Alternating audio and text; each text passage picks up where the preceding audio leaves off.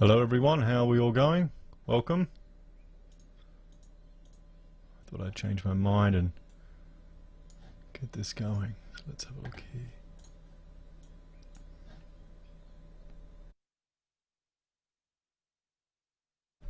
How is everyone?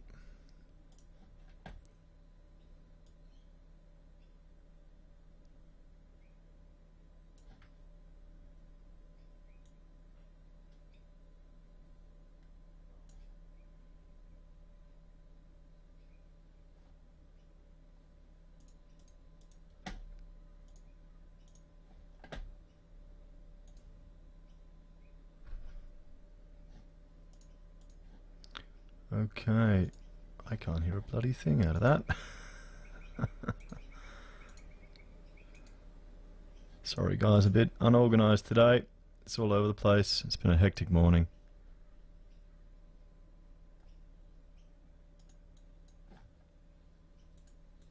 So is there any sound there? It's I don't know, let's find someone else on YouTube. Here we go. If I don't want to make a video like this of myself, Can you hear that, guys? I can just make a really cute one of a caricature. Because I don't know if this not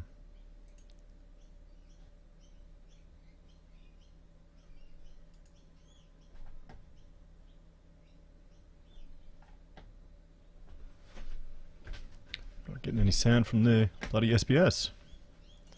Maybe there is no sound.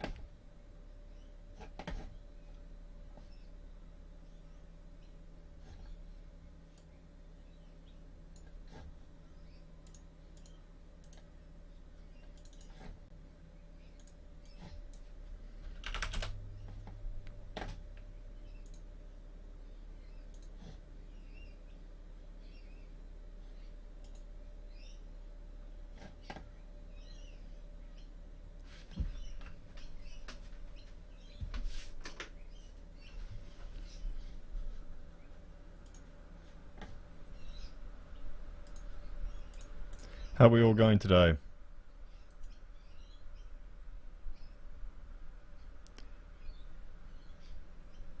How are we all going? You all having a good day?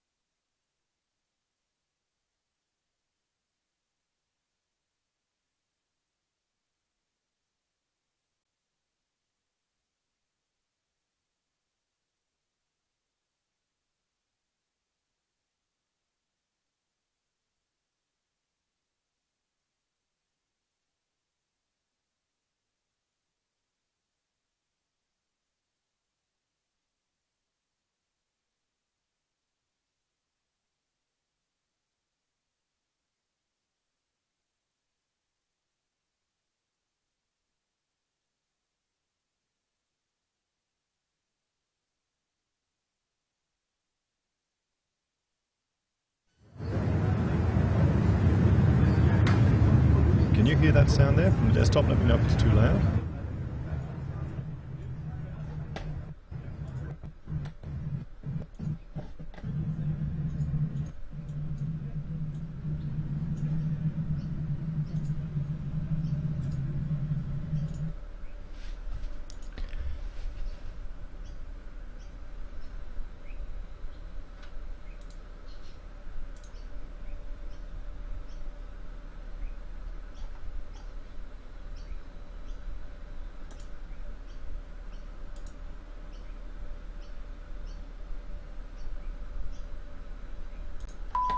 This is the primary audio service.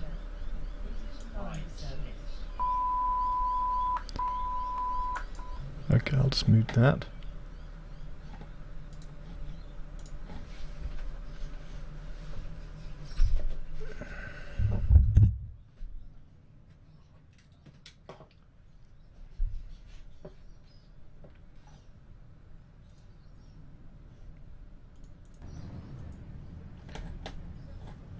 Okay. So you're all doing good there, guys?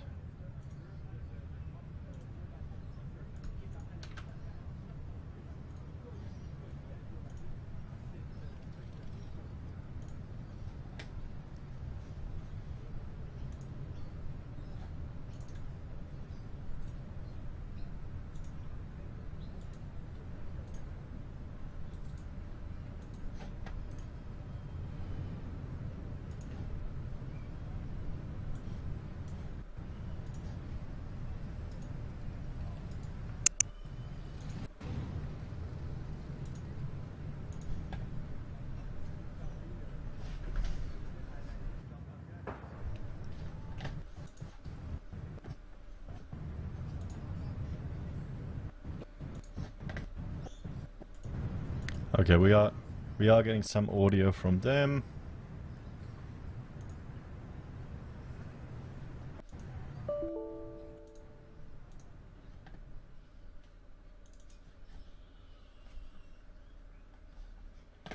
Let's get your chat box up. This is always frustrating having multiple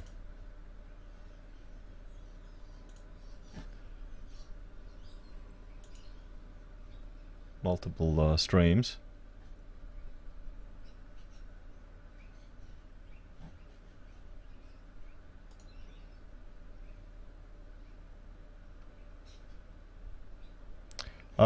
Worried about a copyright violation? We don't seem to get them for this. As long as we all talk over it, it should be good enough.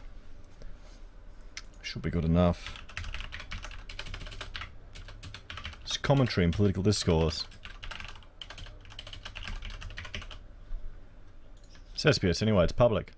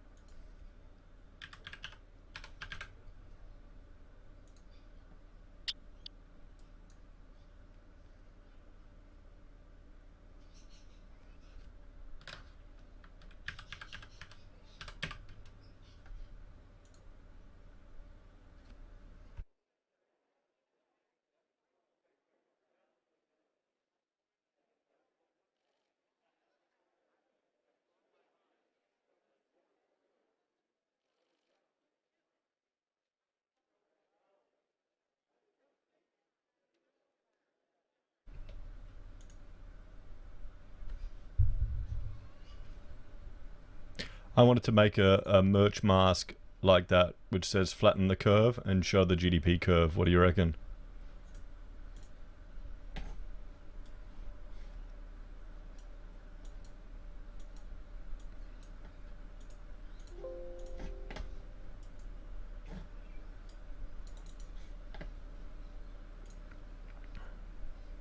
Owen thinks it's a good idea.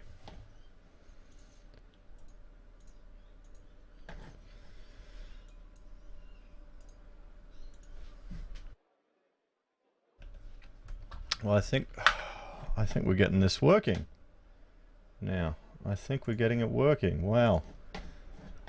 It's been a bit of a mission.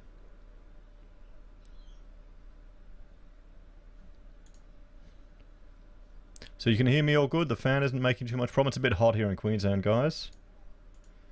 Yeah, it's one of those days.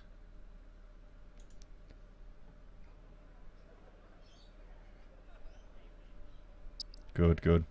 I was using that that software from NVIDIA to remove all the background sound, but it just didn't work. It was a bit too robotic sometimes.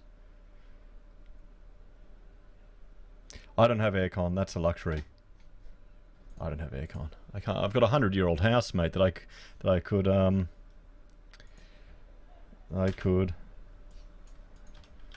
you know, that I can afford to pay off. I don't need aircon. They cost too much. Then if you have aircon, then you use it.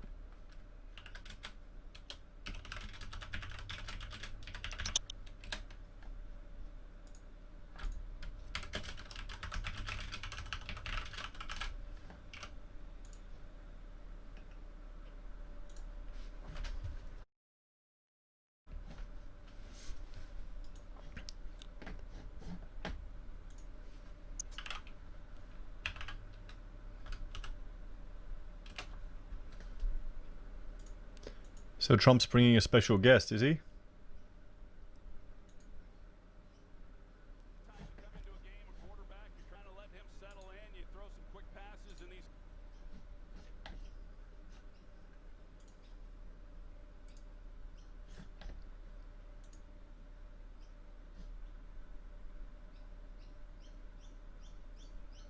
The problem with aircon is it doesn't, it means you don't see your neighbors because nobody goes out. Everyone's just at home all the time. We've got that here. We hardly ever see our neighbors. We had air conditioning down in Victoria where I grew up sometimes. You don't really need it here in Queensland as much. We're subtropical, so it's kind of, you know, it's fine. We don't need it here. It's a bit of a luxury, I think. It's a bit of a luxury.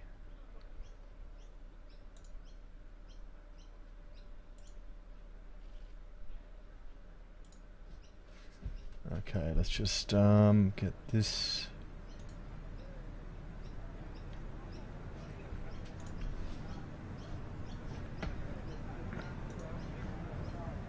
So who do you think's going to win this one, everyone? Who do you reckon? I'll just get the Twitch set up as well. You know what? No, I can't be bothered.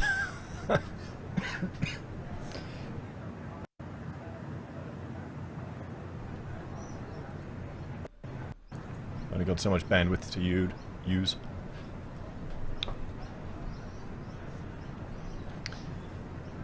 Troll thinks it's a waste of money. Yep, it is. It is. It's a big expense. Let's so it looks like I finally got this all working now.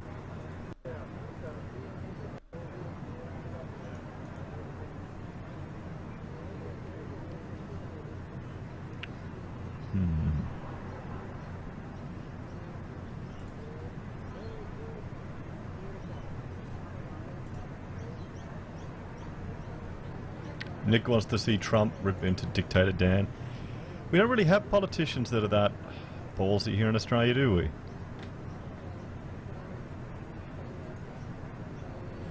Yeah. Cameron only uses aircon at work. Yeah, but I mean, you know, at home you don't need to wear pants. Although I'm wearing shorts and thongs now ever since, you know, I've moved my office back home. It's fantastic.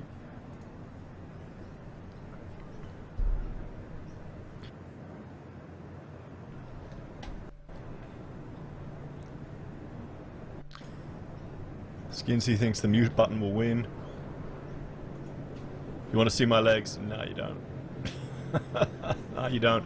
I can't earn money from my legs.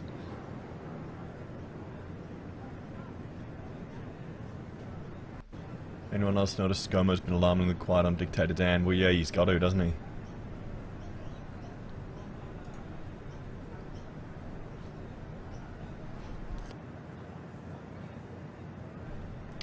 Oh, I'm having a day, guys. It's just been one of those mornings. One of those hectic mornings.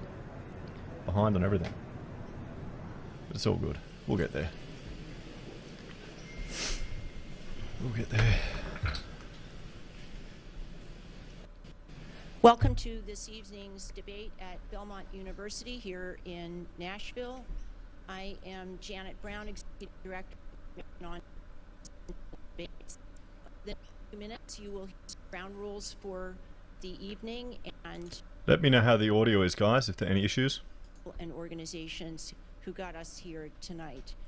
I'd like to start with three of them who are genuine champions of debate and true friends to the CPD.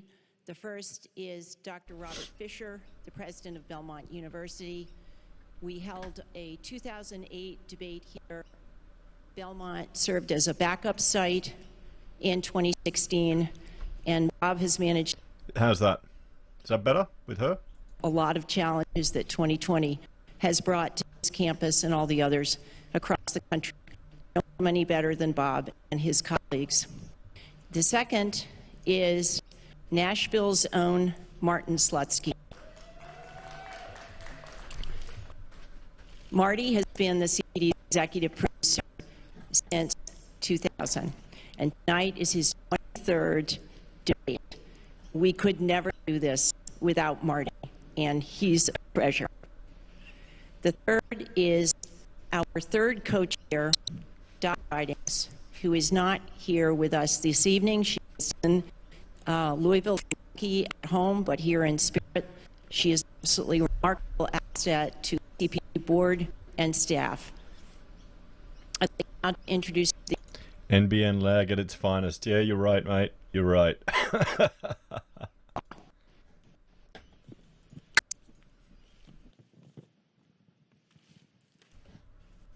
Ladies and gentlemen, and I join Janet in welcoming you all to Belmont and to Nashville. And we really owe a great debt of gratitude to the city and to this university. They've been so courteous and working so hard for us. And what a beautiful place this is. I hope you all got a chance to walk around and see this marvelous campus. We also have a crew. You see some of the people working around. There are cameras, lighting people, people who produce this great background. We have over 60 of them. And we've had 4 debates in 4 different parts of this country. And thanks to United Airlines, which stepped up to the plate and is providing free of charge air service for our entire crew back and forth from one city to another. And so we really owe United Airlines. Now this one sounds funny, but we also owe Anheuser-Busch a great thank you. Not only for their beer, but for what they've done for this commission for many, many years. It's a little less of a lift now. Normally, if we were here with normal times, there'd be 900 of you probably in this audience. But with coronavirus, it just wasn't necessary for us to, and possible for us to do that. Possible for some of the great work you see here. Kroll and Mooring in Washington, law firm. And tonight at the National Press Club in Washington, D.C., the National Press Club is putting on for the 4th time a media filing center. If those of you walk around the campus, you'll see a giant tent out here. And that's where media from all over the world are sitting at tables, watching this on television, and filing their stories. And many, many, because of the coronavirus, were not able to come here for this. Are you still and so seeing me here, guys? The National Press Club has set up a national filing center for a media filing center for them. Now, there's been a lot of controversy about this debate, and so I want to spend a few minutes telling you what we published in July, the rules for this debate and the first debate. And they were the same, that the 90 minutes would be divided into 6 15-minute segments, with the moderator of each being able to name the subject matter, the general subject matter of each of those 6 segments. And the parties agreed that for the first 4 minutes of those 15-minute segments, each of them would, for 2 minutes, have the ability to speak without interruption of any sort. Then after they each spoke for 2 minutes, it was open for open debate. Now, unfortunately, if you happen to watch the first debate, those rules were not necessarily followed. And so the commission felt that we could not put in a would just put in a way to enforce no rule, no interruption. So you're going to see tonight, I believe the first question will be directed to the president, and he will speak for 2 minutes. They have lights, you can't see them. They're looking into their cameras that tell them how much time is left and so forth. And at the end of 2 minutes, the president will stop speaking, and then Mr. Biden's microphone, which has been off for the 2 minutes that the president has been speaking, will come on. And this will happen at the start of each of the 6. This seems a bit childish, doesn't it? It really seems childish that they have to do this. Because the rest of the time in each of the segments is for open debate. We want them to engage each other. We hope they do it civilly and discuss the issues so that the American people learn something about where they are on the issues. Now, this is a very, very important debate for each of these candidates. The first debate, some weeks ago, had, according to Nielsen, 78 million people who watched it. That doesn't count people who watched it on C-SPAN or people who had it on their computers or on their iPhones or their iPads. We think this debate tonight could reach 100 million people. Now, you're very fortunate. You're sitting on seats that make you part of history. But those people at home are watching to try to learn something about these candidates, to make that important decision as to who they are going to support when they go to the polls if they haven't already done so. So it's not for you to participate. Like, I think the long-form debates are a lot better. They should do one with Joe Rogan. It'd be much better. Much better. Into this. So please, please, yell, because you're interfering with what those people are seeing. Now, there also is a rule on masks. It's not only our rule, it's the rule of the city, it's the rule of this university, so that you must wear a mask to come in, and you must keep your mask on. If you remove your mask while you're here, you will be approached, and you'll be asked to put it back on, and if you don't put it back on, you'll be asked to leave, you'll be escorted to leave. So it will cause you some embarrassment, and will take time away from important things that are going on today. One other thing, at exactly 8 o'clock, you're going to hear a lot of noise. Because if you turn around and look behind you, those are the anchor booths of the major networks. And at exactly 8 o'clock, they're all going to go up at the same time. And you're going to hear a lot of voices that you'll recognize from different networks. So don't be surprised. That'll go on, and then they'll settle down as we go, and moderator comes out and also says some words. So with that, let me introduce my co-chairman, Ken Wallach. But in Alabama and Texas that are just trying to help people get to vote. We'll just skip over these guys talking. We'll see how it goes. So what do you think, guys? Yeah. Are you sitting at home making sure you've got your mask, guys? You know, wear it while you've got the thing. We'll have to see. I mean, it's all nuts what's happening over there in the States. It really is.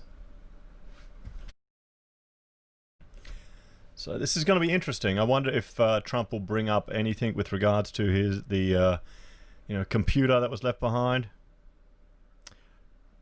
Rachel, I need to update my thumbnail. Yes, honey, thanks. I was a bit rushed. I almost didn't do it today because you've been so sick. That's why. But yeah, I'll change it. Maybe get Trump on there, hey?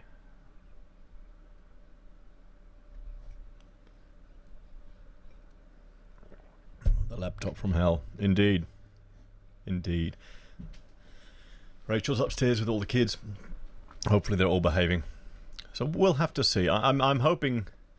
I mean, here's the thing, that, you know, the social media that's stopping the spread of all of this anti-Biden information, all this, you know, one-side information. But if you want to know it, you find it, don't you? It might sway a few people.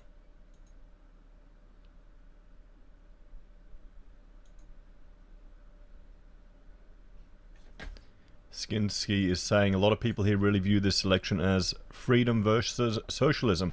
That's how it feels like it. It really does, doesn't it? It really feels like it. Not just over there, I think over here too. At least you've got a choice of freedom. At least there's a freedom option in the States. There ain't a freedom option here in Australia, guys. Unfortunately. There ain't a freedom option here in Australia. Owen thinks the first thing will be about the laptop. Yeah, oh, where's your laptop? You sure you haven't lost it? Yeah.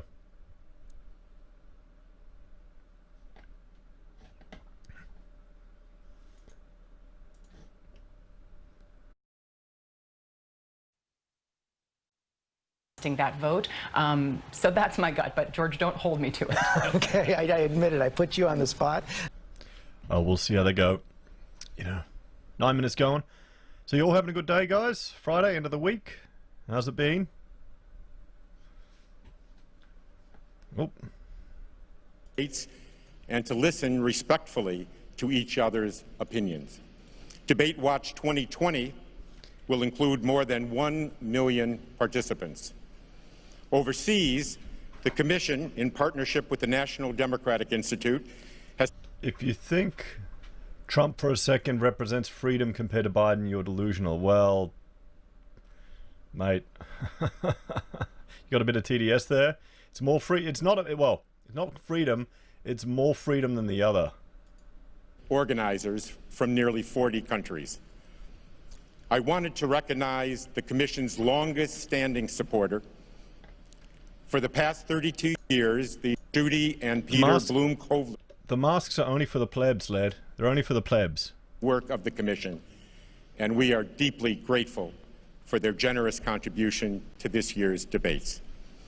Now, it is my distinct honor to introduce Dr. Bob Fisher, President of Belmont University. Thank you.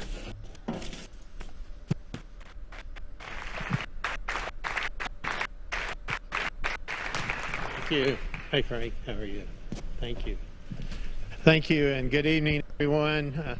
Tonight's a night to celebrate America, but if you're Belmont, it's a night to express gratitude and thankfulness for all that's been done and the opportunities that we've been given. I want to thank the Commission for your the co-chairs. Thank you so much. You know, it's one thing to be a partner when times are kind of easy. It's amazing when times get tough. That's when real partnerships get formed that stick, and this has been a bonding experience. So thank you so much to the Commission. Thank you to HCA Healthcare. They're the ones that have given you all these tests. And Alan's got the funny one. Nobody cares. Just start yelling at each other. in America tonight, along with the Secret Service, who I also want to thank, and Metro Police, who I want to thank, all together have made this the safest place in America tonight. I'm so grateful for that. Thank you, Mayor Cooper, for your support. Thank you, Governor Lee. Thank you to the Nashville Convention and Visitors Corporation and the Nashville Chamber of Commerce, all of you. But most of all, I just want to say a heartfelt thank you to the students of Belmont University for sharing their campus with you, all of you this week. This has been a complicated and unusual semester, to say the least. I want to thank Ryman Hospitalities Corporation for taking several hundred of our students and letting them stay overnight last night and through the day today. I was worried the students would be complaining about that. Actually, they say they don't want to come back. They have a water park out there, and all, but we're going to get them back. But our students have embraced the challenge of living safely together, and we simply couldn't have done that without them. You're probably wondering who these two people are that are standing here beside me. Well, this is Molly Deakins, and this is Kim. Trump's not a bigot, mate. What utter garbage that is. Look at the people he employs.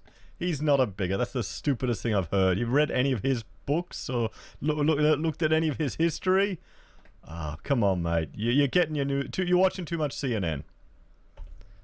I mean, don't get me wrong. He's a bastard, guaranteed. But yeah, sure, mate. You're hoping too much. You're reading too much in there. Tonight, David Muir, what are you looking for? Well, I'm looking to Joe Biden to see these personal attacks that he's signposted he knows are coming. The three of us have heard Joe Biden all this week say that. Will he engage, or will he turn to the camera, as Rahm Emanuel suggested?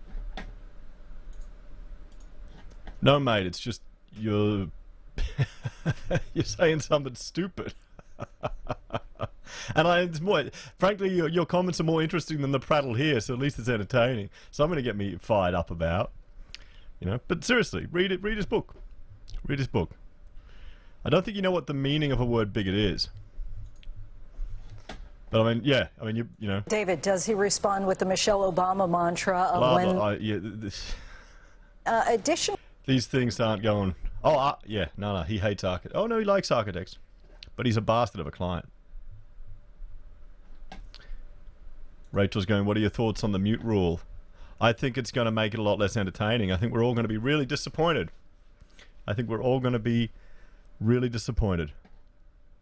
Honestly. It's not going to be as much of a fight. But we'll see. We'll see. Hey, Fire, how you going? Welcome. I think I've got everything working now. I think so. It's only taken me a few bloody streams.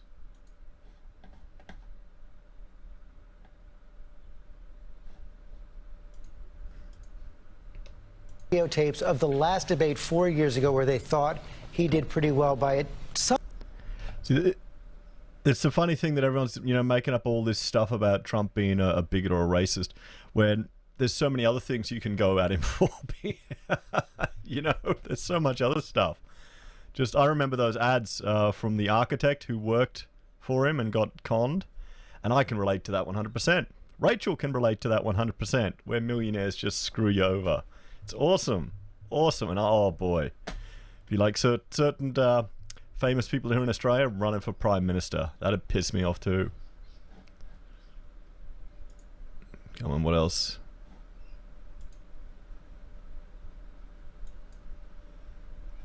This. He took notes from Kamala Harris's handling of Pence. Oh boy, this is the Kamala lover. Bless your heart and keep it moving, because the reality is the guy on the other side of the stage is not in a position of winning. So ignore him, talk to the American people, be empathetic, and mostly be clear and be strong. That's what people want to see right now. Sarah Fagan. I want to see if Donald Trump can put Joe Biden on his heels. A hater and a divider. I think most of the hate's coming from the left. Most of it's coming from the left. If you think about it, if you really think about it, they're the political spectrum that have the racism of low expectations everywhere, where Trump's just a greedy bastard and expects people to work and to be competent, whereas the lefties think everyone have got low expectations and want to take care of everyone, all this other crap. You know, we've got it here too in Australia, and they're trying to be good, but in the long run they screw people over, you know? Or let's not call it left or right, the authoritarians. The authoritarians, they all happen to be on the Democratic side at the moment. That's what it is, you know? Well, honestly, I don't think Trump's the best bet for president of the US, but, you know, bloody hell, he's better than some of the other options. I mean, seriously, who thinks Biden's going to last? Well, yeah, Trump's a Democrat. He's a traditional Democrat. It's just gone, the Overton window's gone so far bloody left that he's in the Republicans. Same thing's happened here with you know, former Labour leader in Australia is now in the upper house in New South Wales for One Nation. It just shows you how far the Overton window has shifted. It's just nuts. That's the thing. I mean, you can't, you know, he's not, Trump's printing money like anything. He's, you know, wants to lower interest rates. He's not a radical. Let's see what else they're prattling on about here. He believes that, or he changes it up. Matthew Dowd. I'm really looking at Donald Trump in this because Joe Biden just has to stay steady and keep doing what he's doing. The question for me is, can Donald Trump be something different than he's been for 5 years? Can he get out of the bubble of everybody telling him the same thing over and over? And can he understand there's a whole group of voters out there that don't agree with him a lot and don't like him? And can he appeal to them in a fundamentally different way than he's done for 5 years? Because that's what he has to do. Well, that's a good point, because a lot of people would have voted for Trump just because they hated Hillary. Just because they hated Hillary. And so, you know, good old weekend at Bernie's might have a shot. Exhausted of the fighting and the hatred, can he do it? The debate is coming right up. We'll be right back.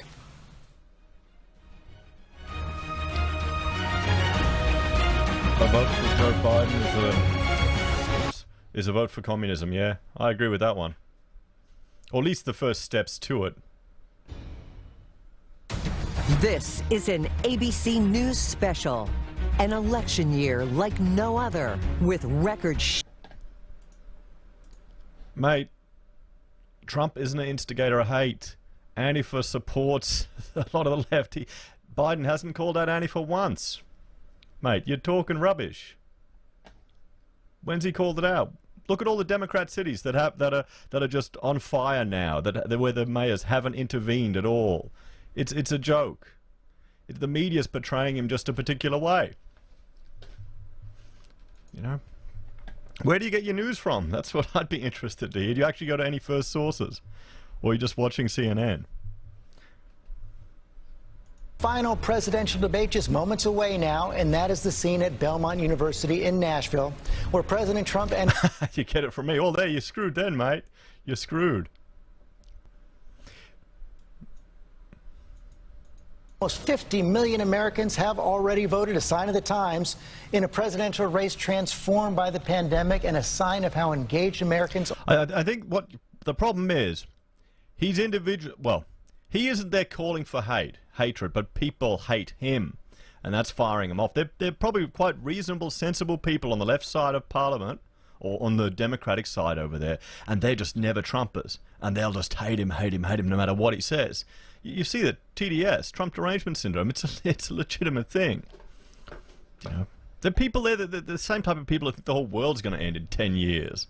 You know, it's just, some of them, it's a form of mental illness. And I think he will do that. Now, George, the president complained bitterly about the fact that the microphone will be muted for some of the answers, for some of this. But his advisors actually think that that will be good for the president. What they really want to come out of this... Yeah, that's a good point. People aren't voting for Biden, they're voting against Trump. Yeah, I think there's some people who just hate him, honestly. I mean, come on. Politics in the States is no different to here. So many people don't give a crap. They don't know what's going on. They don't follow the news. It's just who they like better or who's going to give them the more free stuff. And we compare the differences between, you know, the two parties here or even over there. There's not that radical, not that big a difference. What is it? They're both insanely money printing, you know, to the moon. Oh no, Trump's only going to print $50 gazillion, and you know the Democrats want to print $152 gazillion. It's not even real anymore, is it? We'll see how it goes. But with the muting, it's not going to be fun. This is about your family and what voters are looking for in their next president. But Mary, Biden has admitted he lost his temper a little more than he wanted to at the last debate. And George, I have to tell you, I have talked to Biden supporters who... I think the real thing is, do you want Kamala as the next president if Biden can't last? If you can't last. I mean, is that really all the Democrats could put forward is Biden, you know? An old dude. Race, national security, climate change, and presidential leadership. Let's go to Kristen Welker.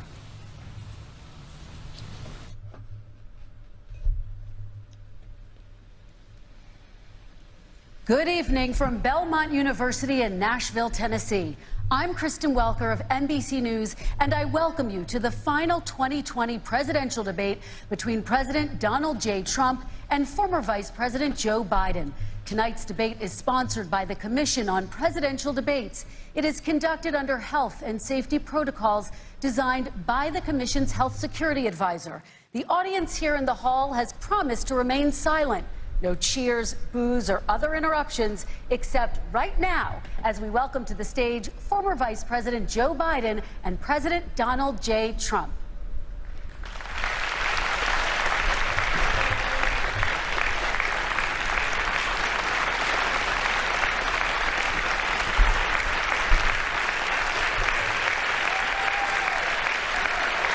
I still think Joe Rogan debate would have been better. And I do want to say a very good evening to both of you. This debate will cover 6 major topics. At the beginning of each section, each candidate will have 2 minutes uninterrupted to answer my first question. The debate commission will then turn on their microphone only when it is their turn to answer, and the commission will turn it off exactly when the 2 minutes have expired. Yes, you've been naughty boys. Naughty, naughty, naughty. But on behalf of the voters, I'm going to ask you to please speak one at a time. The goal is for you to hear each other and for the American people to hear every word of what you both have to say. And so with that, if you're ready, let's start. And we will begin with the fight against the coronavirus. President Trump, the first question is for you. The country is heading into a dangerous new phase. More than 40,000 Americans are in the hospital tonight with COVID, including record numbers here in Tennessee. And since the two of you last shared a stage, 16,000 Americans have died from COVID. So please be specific. How would you lead the country during this next stage of the coronavirus crisis? It always helps. 2.2 million people modeled out were expected to die. We closed up the greatest economy in the world in order to fight this horrible disease that came from China. It's a worldwide pandemic. It's all over the world. You see the spikes in Europe and many other places right now.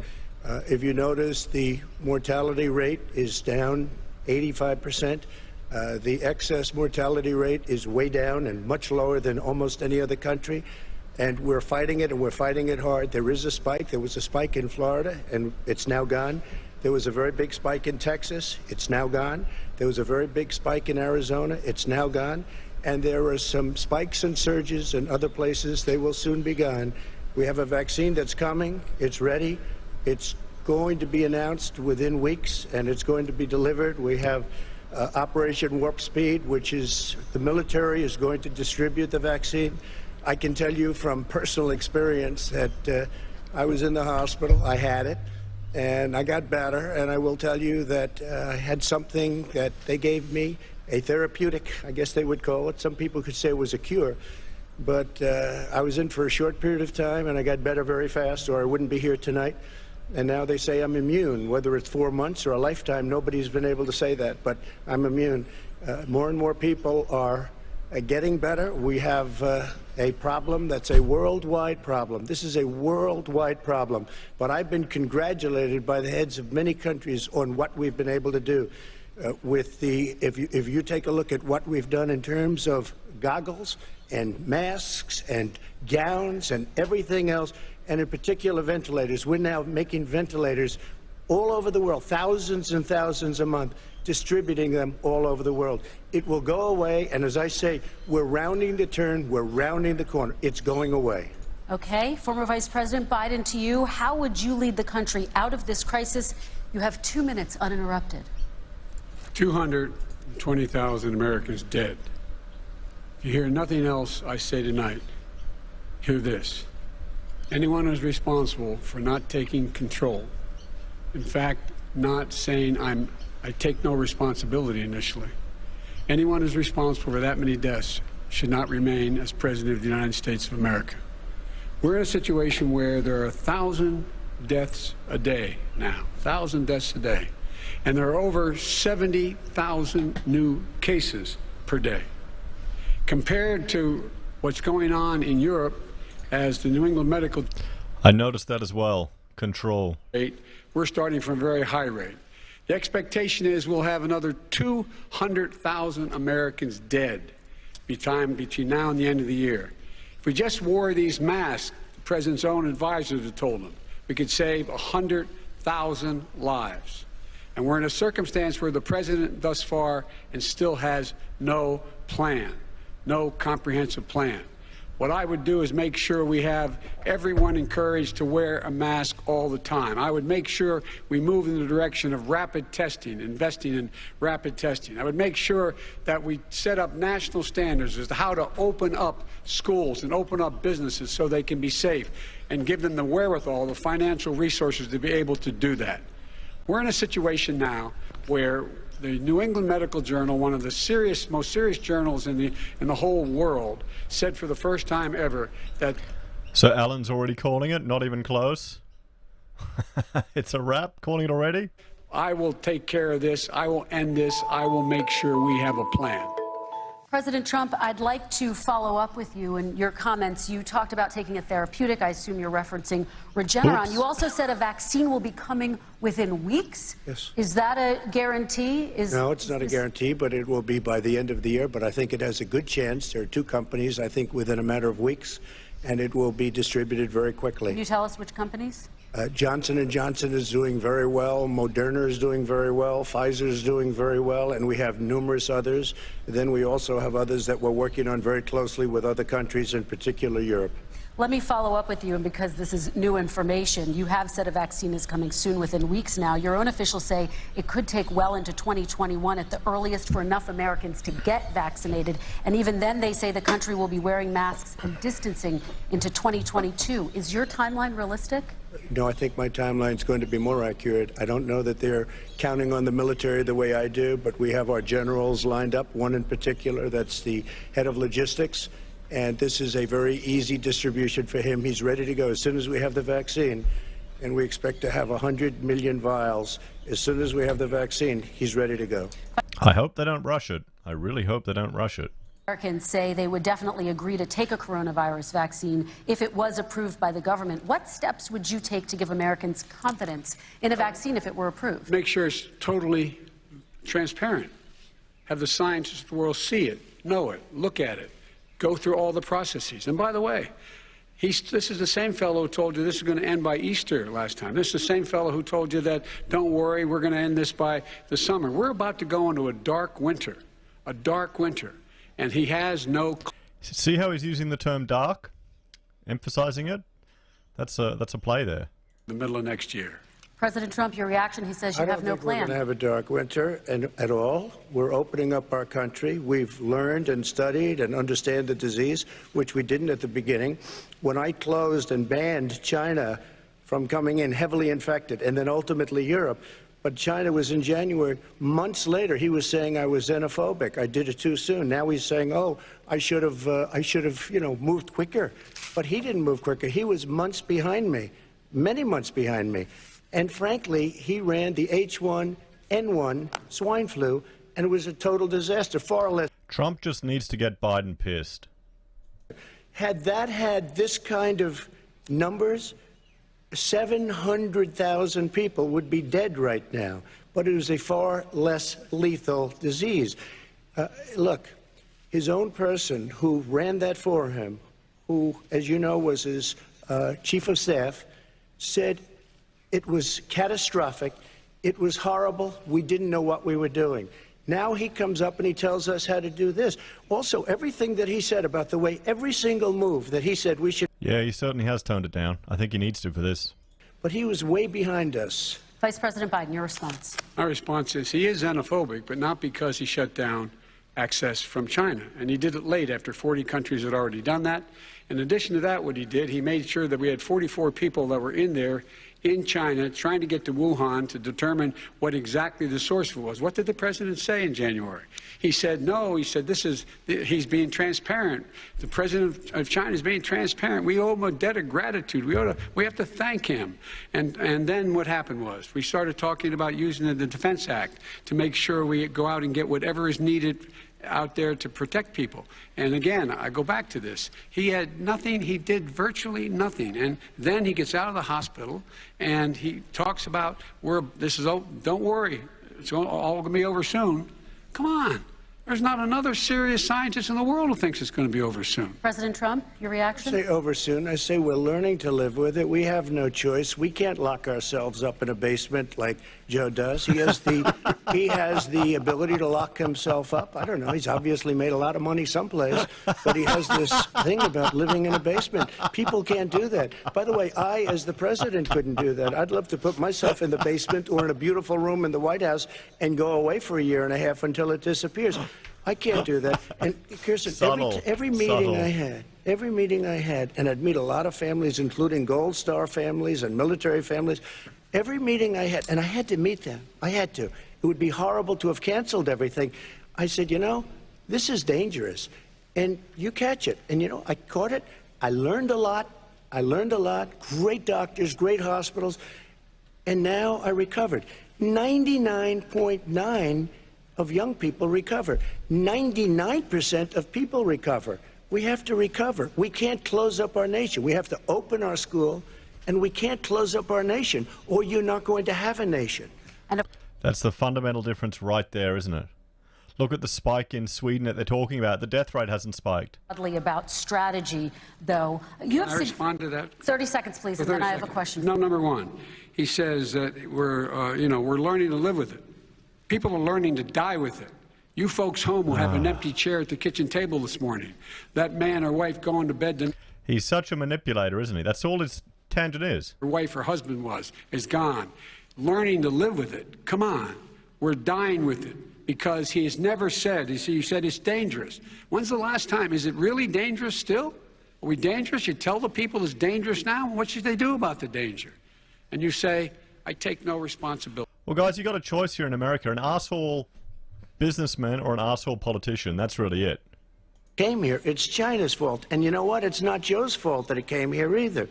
It's China's fault. They kept it from going into the rest of China for the most part, but they didn't keep it from coming out to the world, including Europe and ourselves. Vice President Biden. The fact is that when we knew it was coming, when it hit, what happened? What did the president say? He said, don't worry, it's going to go away. Be gone. What makes me say Trump is an a-hole? I've read his books. I've read his books. Of things the president has said, even today. And he reminds me of some of my clients. Oh, we're about to lose 200,000 more people. President Trump. Look, perhaps just to finish this, I was kidding on that. But just to finish this, when I closed, he said I shouldn't have closed. And that went on for months. Nancy Pelosi said the same thing. She was dancing on the streets in Chinatown in San Francisco. But when I closed, he said... It's not a bad thing. You want an a-hole on your side, guys. You want someone tough running your country. Closing it to China. Now he says I should have closed it earlier. It just, Joe, it doesn't work. I didn't say either of those things. You certainly did. You certainly did. I talked about a xenophobia in a different context. It wasn't about closing the border to Chinese coming to the United States. All right, I want to talk about both of your different strategies to handling He thought this. I shouldn't have closed the border. Well, that's obvious. Do you want to respond to that quickly, Vice President No. Biden? Okay. Let's talk about your different strategies toward dealing with this. Mr. Vice President, you suggested you would support new shutdowns if scientists recommend. Operation Dark Winter, yep. The cost of shutdowns, the impact on the economy, the higher rates of hunger, depression, domestic and substance abuse outweighs the risk of exposure to the virus. What I would say is I'm going to shut down the virus, not the country. It's his ineptitude that caused the virus, Is he disabled, mentally ill? Why so many people have lost their living and why they're concerned. Those other concerns are real. That's why he should have been, instead of in a sand trap at his golf course, he should have been negotiating with Nancy Pelosi and the rest of the Democrats and Republicans about what to do about the acts they were passing for billions of dollars to make sure people had the capacity. But you haven't ruled out more shutdowns. Well, no, I'm not shutting down the name, but there are, look, you need standards. The standard is if you have a reproduction rate in a community that's above a certain level, everybody says, slow up, more social distancing, do not open bars and do not open gymnasiums, do not open until you get this under control, under more control. But when you do open, give the people the capacity to be able to open and have the capacity to do it safely. For example, schools. Schools, they need a lot of money to open. They need to deal with ventilation systems. They need to deal with... It's such bullshit, this thing about schools. I went to schools, and then here in Queensland, no social distancing at all. The kids don't give a crap. What are they worried about? Right? Please, and then I have a follow-up. Thank you, and I appreciate that. Look, all he does is talk about shutdowns, but forget about him. His Democrat governors, Cuomo in New York, you look at what's going on in California, you look at Pennsylvania, North Carolina, Democrats all, they're shut down so tight, and they're dying. They're dying. And he supports all these people. All he talks about is shutdowns. No, we're not going to shut down, and we have to open our schools. And it's like, as an example, I have a young son. He also tested positive. By the time I spoke to the doctor the second time, he was fine. It just went away. Young people, I guess it's their immune system. Let me follow up with you, President Trump. You've demanded schools open in person and insist they can do it safely. But just yesterday, Boston became the latest city to move its public school system entirely online after a coronavirus spike. What is your message to parents who worry that sending their children to school will endanger not only their kids, but also their teachers and families? I want to open the schools. The transmittal rate to the teachers is... I don't want to do shots at lunchtime, Shane. Not today. We have to open our country. We're not going to have a country. You can't do this. We can't keep this country closed. There's a massive... Come on, Trump. Dictator Dan did it. Losing their jobs. They're committing suicide. There's depression, alcohol, drugs at a level that nobody's ever seen before. There's abuse, tremendous abuse. We have to open our country. You know, I've said it often. The cure cannot be worse than the problem itself. And that's what's happening. And he wants to close down. He'll close down the country if one person in our massive bureaucracy says we should close it down. Vice President Biden, your response. Simply not true. We ought to be able to walk and chew gum at the same time. We ought to be able to safely open, but would they need resources to open? You need to be able to, for example, if you're going to open a business, have social distancing within the business. You need to have, if you have a restaurant, you need to have plexiglass dividers so people cannot infect one another. You need to be in a position where you can take testing rapidly and know whether a person is in fact infected. You need to be able to trace. You need to be able to provide all the resources that are needed to do this. When they got more exciting than our elections, mate. We can open safely. And by the way, all you teachers out there, not that many of you are going to die, so don't worry about it. So don't worry about it. Come on. President Trump, let me follow up with you quickly. By the way, I will say this. If you go and look at what's happened to New York, it's a ghost town. It's a ghost town. And when you talk about plexiglass, these are restaurants that are dying. These are businesses with no money. Yeah. Putting up plexiglass is unbelievably expensive, and it's not the answer. I mean, you're going to sit there in a cubicle wrapped around with plastic. These are businesses that are... Basement Biden would love that. You just can't. Take a look at New York and what's happened to my wonderful city for... Wait a minute. Biden in the basement and his son's laptop. It's all fitting together, guys. Take a look at what New York has done in terms of turning the curve down in terms of the number of people dying. And I don't look at this in terms of the way he does. Blue states and red states. They're all the United States. And look at the states that are having such a spike in the coronavirus. They're the red states. They're the states in the Midwest. They're the states in the upper Midwest. That's where the spike is occurring significantly. But they're all Americans. They're all Americans. And what we have to do is say, wear these masks, number one. Make sure we get the help that the businesses need that has money's already been passed. Jay has the worst bloody take. Why the spike is down, I can't read it out. Happened. President, New York has lost more than 40,000 people, 11,000 people in nursing homes. President Trump, what when about... you say spike, take a look at what's happening in Pennsylvania, where they've had it closed. Take a look at what's happening with your friend in Michigan, where her husband's the only one allowed to do anything. It's been like a prison. Now it was just ruled unconstitutional. Take a look at North Carolina. They're having spikes, and they've been closed. And they're getting killed financially. We can't let that happen, Joe. You can't let that happen. We have to open up. And we understand the disease. We have to protect our seniors. We have to protect our elderly. We have to protect especially our seniors with heart problems and diabetes problems. And we will protect them. We have the best testing in the world by far. That's why we have so many cases. Let me follow up with you before we move on to our next section. President Trump, this week you called Dr. Anthony Fauci the nation's best-known infectious disease. Because Trump's more interesting. Other medical experts as, quote, idiots. If you're not listening to them, who are you listening to as you fight this? I'm listening to all of them, including Anthony. I get along very well with Anthony. But he did say, don't wear masks. He did say, as you know, this is not going to be a problem. I think he's a Democrat, but that's okay. He said this is not going to be a problem. We are not going to have a problem at all. When Joe says that, I said... Anthony Fauci said, and others, and many others, and I'm not knocking him a lot. Nobody knew. Look, nobody knew what this thing was. Nobody knew where it was coming from, what it was. We've learned a lot. But Anthony said, don't wear masks. Now he wants to wear masks. Governors are not used to seeing a calm Trump. I don't think a lot of us are. This is going to go away soon. So he's allowed to make mistakes. He happens to be a good person. Vice President Biden, your response quickly, and then we're going to move on to the next section. My response is that think about what the president knew in January and didn't tell the American people. He was told this was a serious virus that spread in the air, and it was much worse than the flu. He went on record and said to one of your colleagues, recorded, that in fact he knew how dangerous it was, but he didn't want to tell us. He didn't want to tell us because he didn't want us to panic. He didn't want us. Americans don't panic. He panicked. Americans don't panic? What crap is he talking about?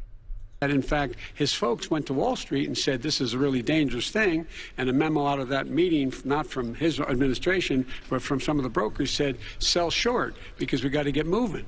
It's a dangerous problem. Well, this is I'm going to give you 30 seconds to respond, and then we're going to move on. I don't know. Somebody went to Wall Street. You're the one that takes all the money from Wall Street. I don't take it. You have raised a lot of money. Tremendous amounts of money. And every time you raise money, deals are made, Joe. I could raise so much more money. As president and as somebody that knows most of those people, I could call the heads of Wall Street, the heads of every company in America. I would blow away every record, but I don't want to do that because it puts me in a bad position.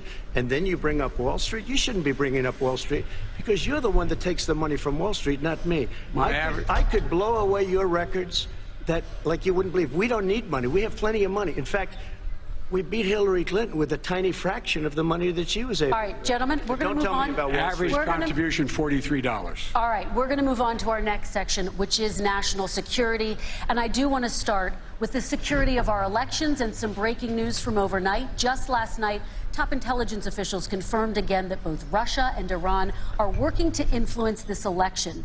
Both countries have obtained U.S. voter registration information, these officials say, and Iran sent intimidating messages to Florida voters. This question goes to you, Mr. Vice President. What would you do to put an end to this threat? You have 2 minutes uninterrupted. I made it clear, and I ask everyone else to take the pledge. I made it clear that any country, no matter who it is, that interferes in American elections will pay a price. They will pay a price. And it's been overwhelmingly clear this election, I won't even get into the last one, this election, that Russia has been involved, China has been involved to some degree, and now we learn that Iran is involved. They will pay a price if I'm elected. Is he talking about the Democrat vote harvesting for senators? Right now, they're interfering with American sovereignty. And to the best of my knowledge, I don't think the president said anything to Putin about it. I don't think he's talked with them a lot. I don't think he said a word. I don't know why he hadn't said a word to Putin about it. And I don't know what he has recently said, if anything, to the Iranians. My guess is he'd probably be more outspoken with regard to the Iranians. But the point is this, folks. We are in a situation where we have foreign countries trying to interfere in the outcome of our election. His own national security advisor told him that what is happening with his buddy, I will. His buddy, Rudy Giuliani, he's being used as a Russian pawn. He's being fed information that is Russian. Here we go. And then what happens? Nothing happens. And then you find out that everything that's going on here about Russia is wanting to make sure that I do not get elected the next president of the United States because they know I know them and they know me. I don't understand why this president... So are Russia the good guys? Are they trying to save the world? Paying bounties to kill American soldiers in Afghanistan when he's engaged in activities that are trying to destabilize all of NATO. I don't know why he doesn't do it, but it's worth asking the question, why isn't that being done? Any country that interferes with us will, in fact, pay a price because they're affecting our sovereignty. Yeah, to his son. Same question to you. Let me ask the question. You're going to have 2 minutes to respond. For 2 elections in a row now, there has been substantial interference from foreign adversaries. What would you do in your next term to put an end to this? 2 minutes uninterrupted. Well, let me respond to the first part, as Joe answered. Joe got $3.5 million from Russia, and it came through Putin because he was very friendly with the former mayor of Moscow, and it was the mayor of Moscow's wife. And you got $3.5 million.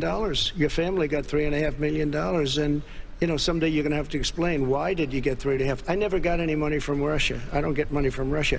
Now, about your thing last night, I knew all about that. And through John Ratliff, who is fantastic, DNI, he said, the one thing that's common to both of them, they both want you to lose, because there has been nobody tougher to Russia. Between the sanctions, nobody tougher than me on Russia. Between the sanctions, between all of what I've done with NATO, you know, I've got the NATO countries to put up an extra $130 billion, going to $420 billion a year. That's to guard against Russia. I sold, while he was selling pillows and sheets, I sold tank busters to Ukraine. There has been nobody tougher on Russia than Donald Trump. And I'll tell you, they were so bad. They took over the submarine port. You remember that very well. During your term, during you and Barack Obama, they took over a big part of what should have been Ukraine. You handed it to them. But you were getting a lot of money from Russia. They were paying you a lot of money, and they probably still are. But now, with what came out today, it's even worse. All of the emails, the horrible emails of the kind of money that you were raking in, you and your family. And Joe, you were vice president when some of this was happening, and it should have never happened. And I think you owe an explanation to the American people. Why is it? Somebody just had a news conference a little while ago who was essentially supposed to work with you and your family, but what he said was damning. And regardless of me, I think you have to clean it up and talk to the American people. Maybe you can do it right now. Vice President Biden, you may respond in 30 seconds. And then I do want to follow up on the election security. I have not taken a penny from any foreign source ever in my life. We learned that this president paid 50 times the tax in China, has a secret bank account with China, does business in China, and in fact is talking about me taking money. I have not taken a single penny from any country whatsoever, ever. Number one. Number two, This is a president. I have released all of my tax returns. 22 years. Go look at them. 22 years of my tax return. He's just been a civil servant. You shouldn't. It shouldn't be a deal. Return. What are you hiding? Why are you unwilling? The foreign countries are paying you a lot.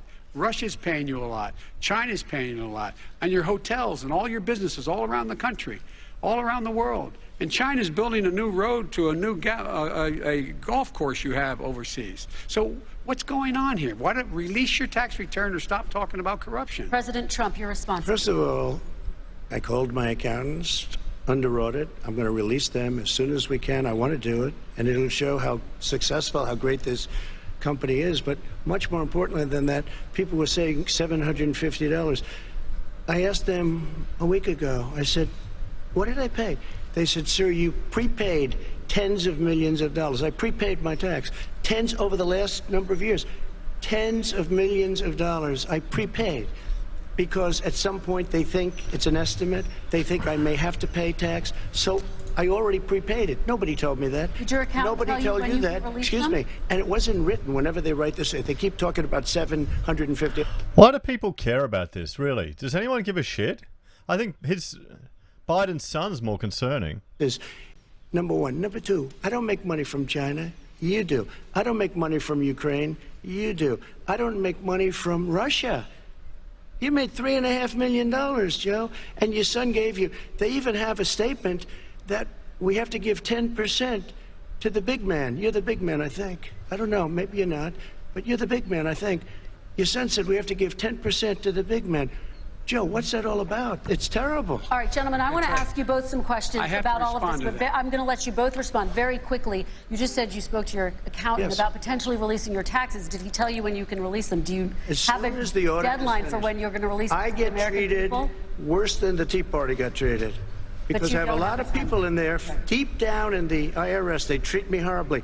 We made a deal, it was all settled until I decide to run for president. I get treated very badly by the IRS, very unfairly. But we had a deal all done. As soon as we're completed with the deal, I want to release it. But I have paid millions and millions of dollars, and it's worse than paying.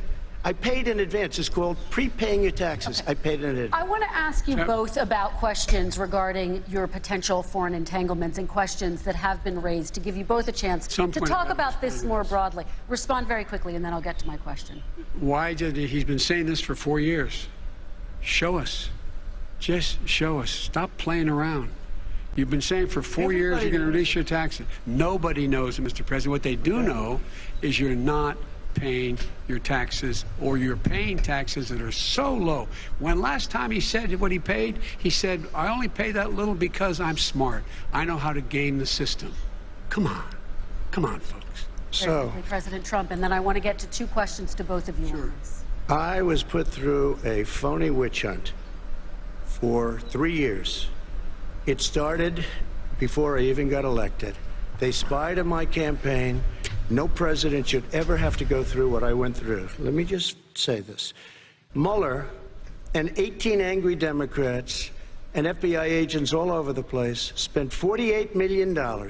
They went through everything I had, including my tax returns, and they found absolutely no collusion and nothing wrong. $48 million.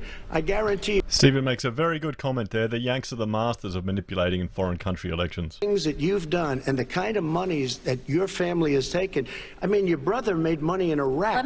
Millions of dollars. Your other brother made a fortune. And it's all through you, Joe. And they say you get some of it. And you do live very well. You have houses all over the place. You live very well. All right, gentlemen, let me just ask some questions about all of this broadly. Vice President Biden, there have been questions about the work your son has done in China and for a Ukrainian energy company when you were vice president. In retrospect, was anything about those relationships inappropriate or unethical? Nothing was unethical. Here's what the deal. Yeah, mate, we all have to pay tax in advance. It's not nice. I later learned of Burisma, a company, that somehow I had done something wrong. Yet every single solitary person, when he was going through his impeachment, testifying under we all oath have to pay tax in advance said in Australia, I did mate, my when you're in job business. It's normal. impeccably. I carried out U.S. policy.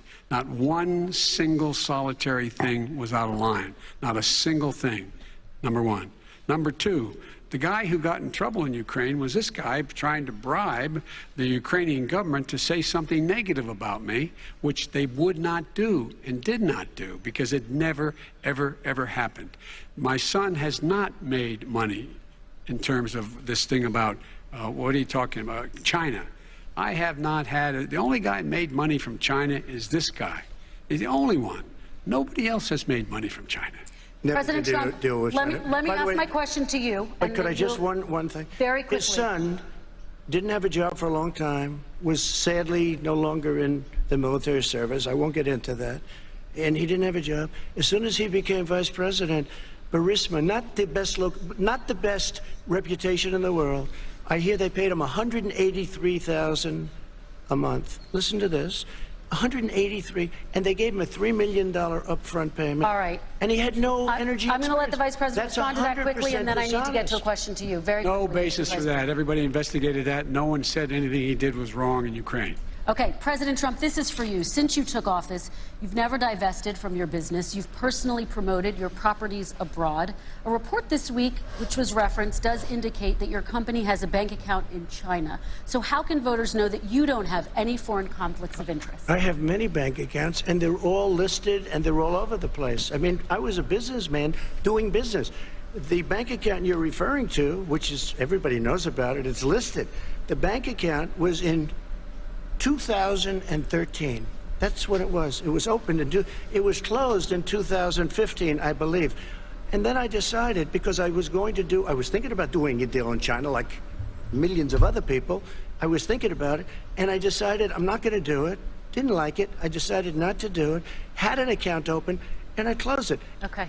Excuse me. And then, unlike him, where he's vice president and he does business, I then decided to run for president after that. That was before. So I closed it before I even ran for president, let alone became president.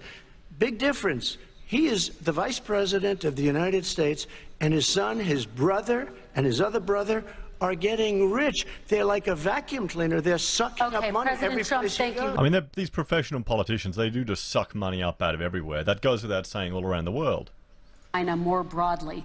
There have, of course, President Trump has said that they should pay for not being fully transparent in regards to the coronavirus. If you were president, would you make China pay? And please be specific. What would that look like?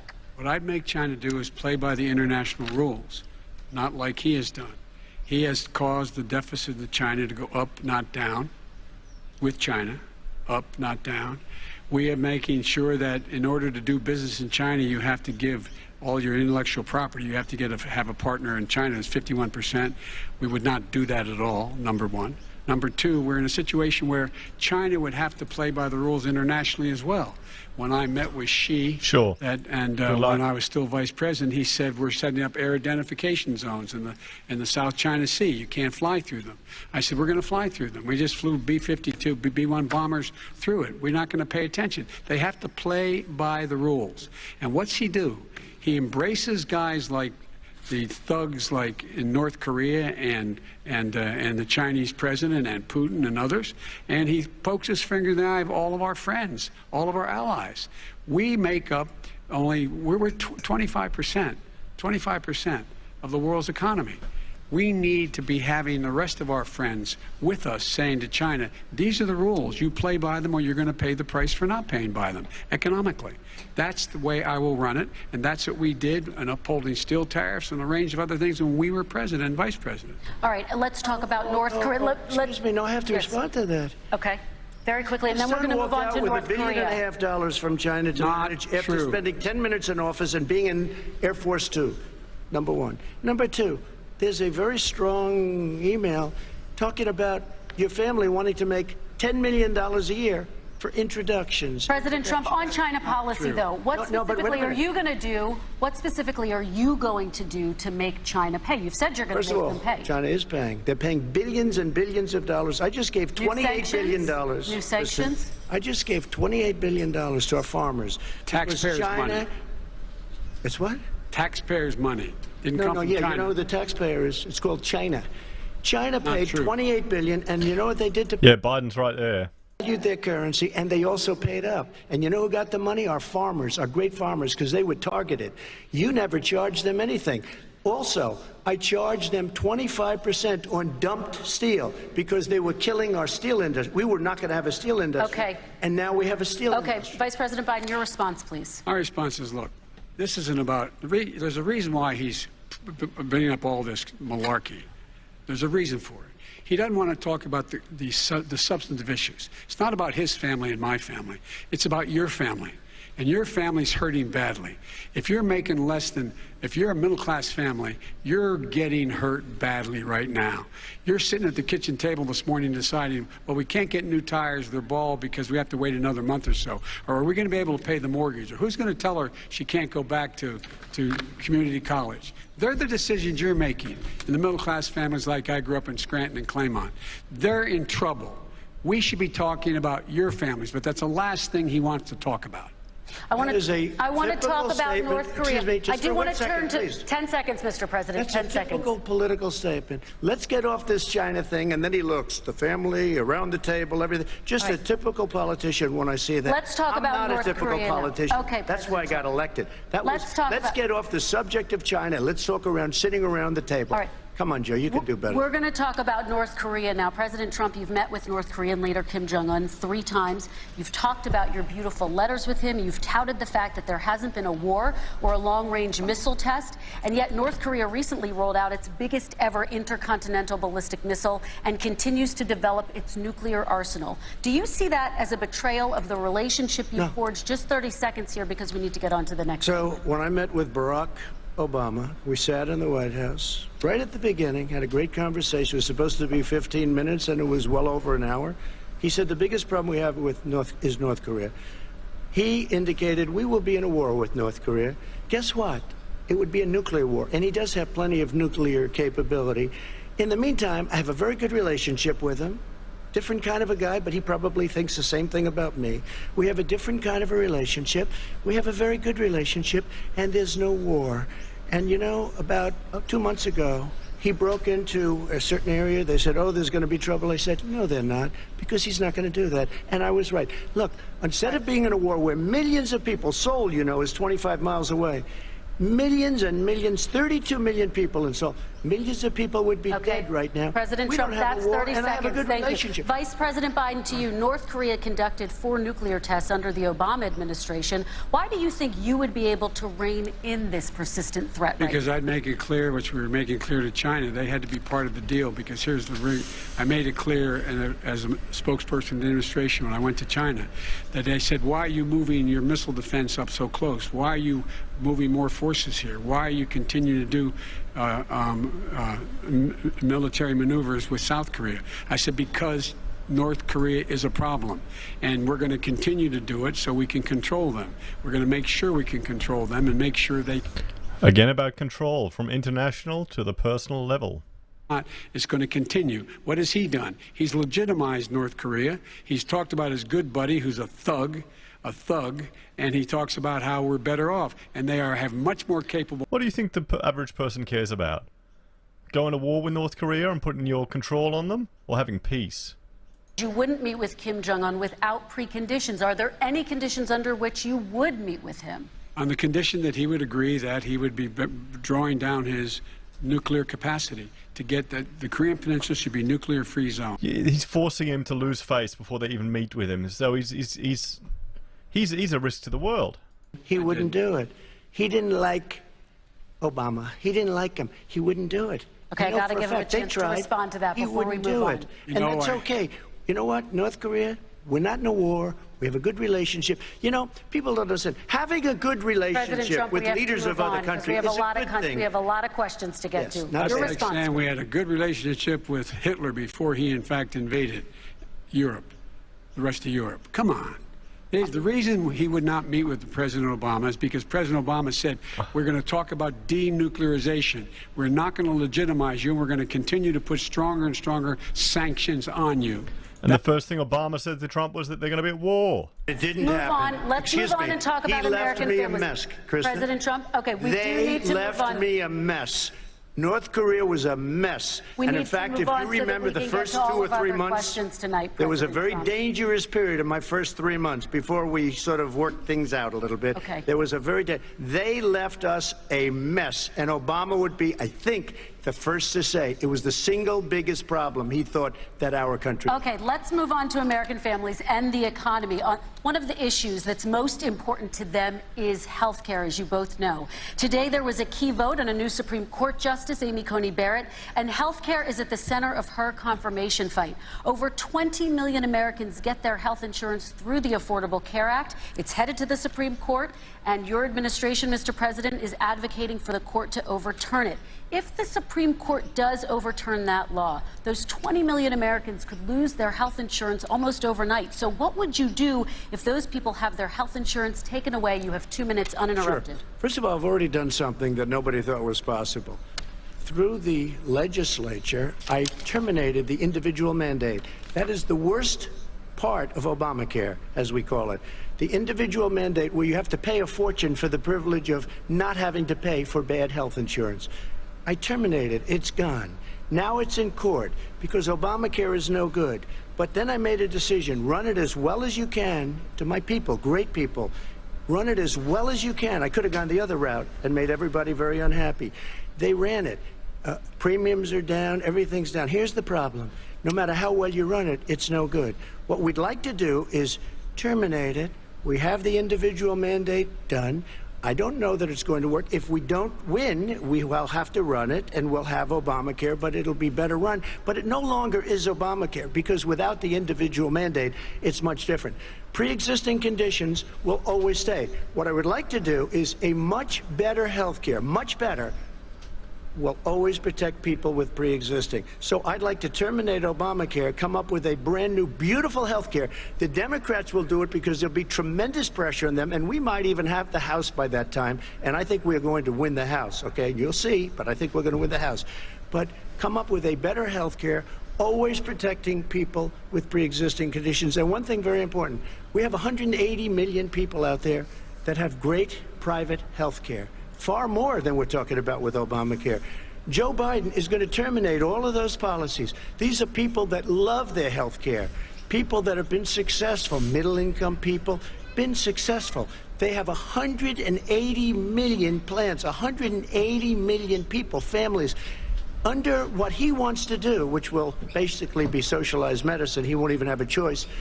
They want to terminate 180 million plans. We have done an incredible job on health care, and we're going to do even better.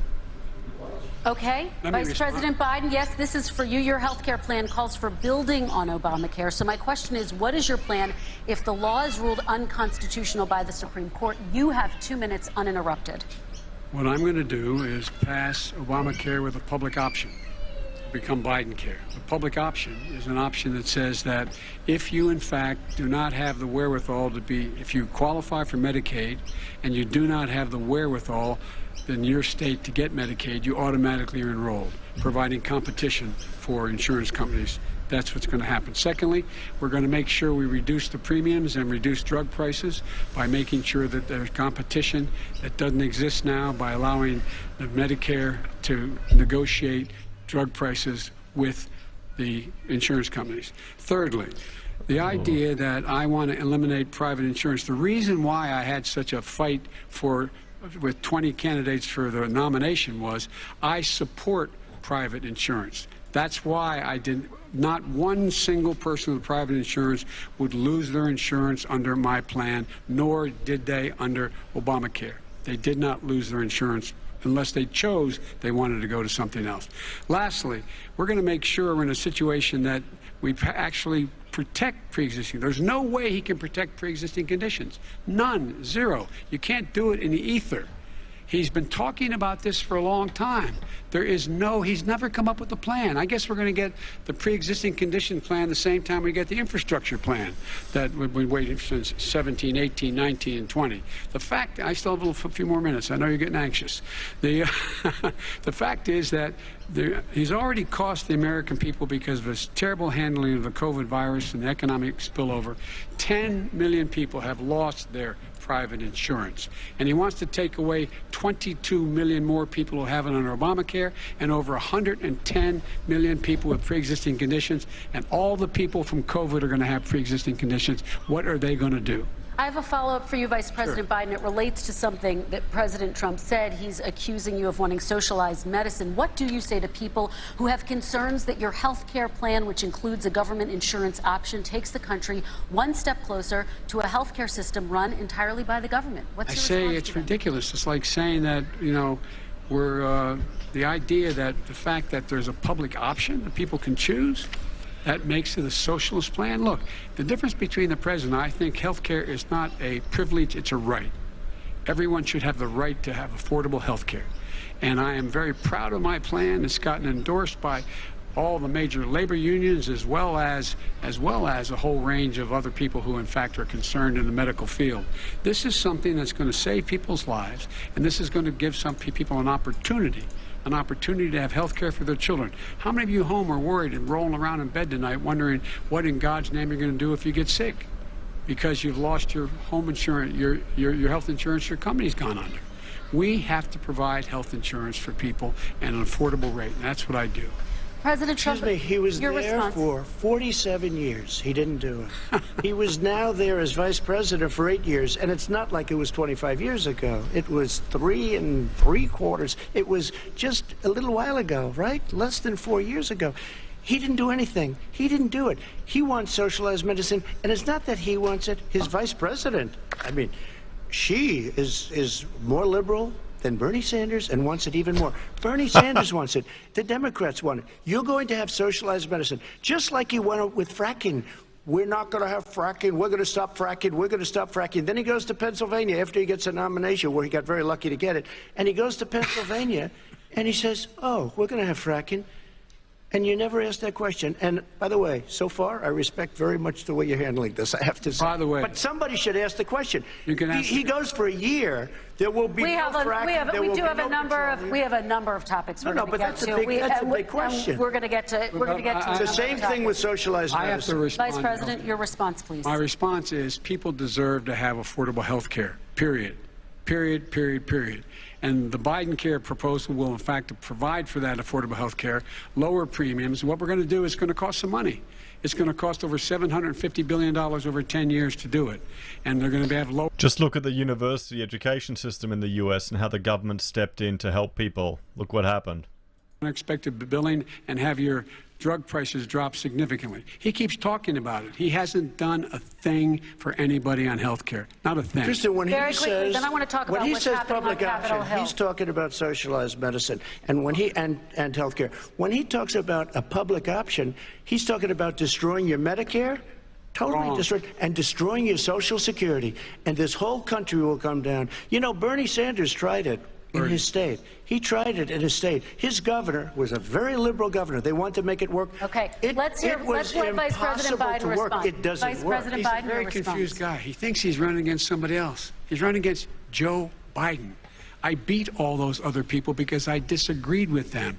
Joe Biden he's running against. And the idea that we're in a situation that they're going to destroy Medicare... That would have been funny if Joe got his name wrong. Said, if in fact, at Social Security, if in fact he continues to withhold his plan to withhold the tax on Social Security, Social Security will be bankrupt by 2023 with no way to make up for it. This is the guy who's tried to cut Medicare. So, oh, come on, mate. They're just going to print money. It'll never go bankrupt. What are you worried about? Security and Medicare? Come on. He tried to get rid of. He tried to hurt Social Security years ago. Years ago. Go back and look at the records. He tried to hurt Social Security years ago. All right, let's move on. I'm going to move on. Mr. President, I have to move on to the next question. They said the stock market will boom if I'm elected. If he's elected, the stock market will crash. Okay, let's move on to the next question very quickly. Look, the idea that the stock market is booming is his only measure of what's happening. Where I come from in Scranton and Claymont, the people don't live off of the stock market. Just in the last three years during this crisis. Yeah, Biden's made a good point. Millionaires in this country made, according to the Wall Street, $700 billion more dollars. $700 billion more dollars. because that's his only measure. What happens to the ordinary people out there? What happens to them? Let's talk about what's happening on Capitol Hill. We're going to move on. 401ks are through the roof. We're going to move on. Stock are through the roof. All right. And he doesn't come from Scranton. That's like he lived there for a short period of time before he even knew it. We're going to move on to the next question. And the people of Pennsylvania Let me will move show on you to that. my next question, They gentlemen. understand. As of tonight, more than 12 million people are out of work. And as of tonight, 8 million more Americans have fallen into poverty, and more families are going hungry every day. Those hit hardest are women and people of color. They see Washington fighting over a relief bill. Mr. President, why haven't you been able to get them the help they need? 30 seconds here. Because Nancy Pelosi doesn't want to approve it. I do. But you're the president. I do, but I still have to get. Unfortunately, that's one of the reasons I think we're going to take over the House, because of her. Nancy Pelosi doesn't want to approve anything because she'd love to have some victories on a date called November 3rd. Nancy Pelosi does not want to approve it. We are ready, willing, and able to do something. Don't forget, we've already approved 3 plans, and it's gone through, including the Democrats, in all fairness. This one she doesn't want. It's near the election because she thinks it helps her politically. I think it hurts her politically. All right, Mr. Vice President. You know, the Republican leader in the United States Senate said he can't pass it. He will not be able to pass it. He does not have Republican votes. Why isn't he talking to his Republican friends? Let me follow up with you, Vice President we made a Biden, deal, because the let me Republicans ask will Vice President Biden a question. You are the leader of the Democratic Party. Why have you not pushed the Democrats to get a deal for the American people? Well, I have, and they have pushed it. Look, they passed this act all the way back in the beginning of the summer. This is like it's not new. It's been out there. This HEROES Act has been sitting there. And look at what's happening. When I was in charge of the Recovery Act with $800 billion, I was able to get $145 billion to local communities that have to balance their budgets, and states that have to balance their budgets, so then have to fire firefighters, teachers, first responders, law enforcement officers, so they can keep their cities and counties running. He will not support that. They have not done a thing for them. And Mitch McConnell said, let them go bankrupt. Let them go bankrupt. Come on. What's the matter with these guys? The bill that was passed in the House was a bailout of badly run, high-crime, Democrat, all run by Democrats, cities and states. It was a way of getting a lot of money, billions and billions of dollars to these states. It was also a way of getting a lot of money from our people's pockets to people that come into our country illegally.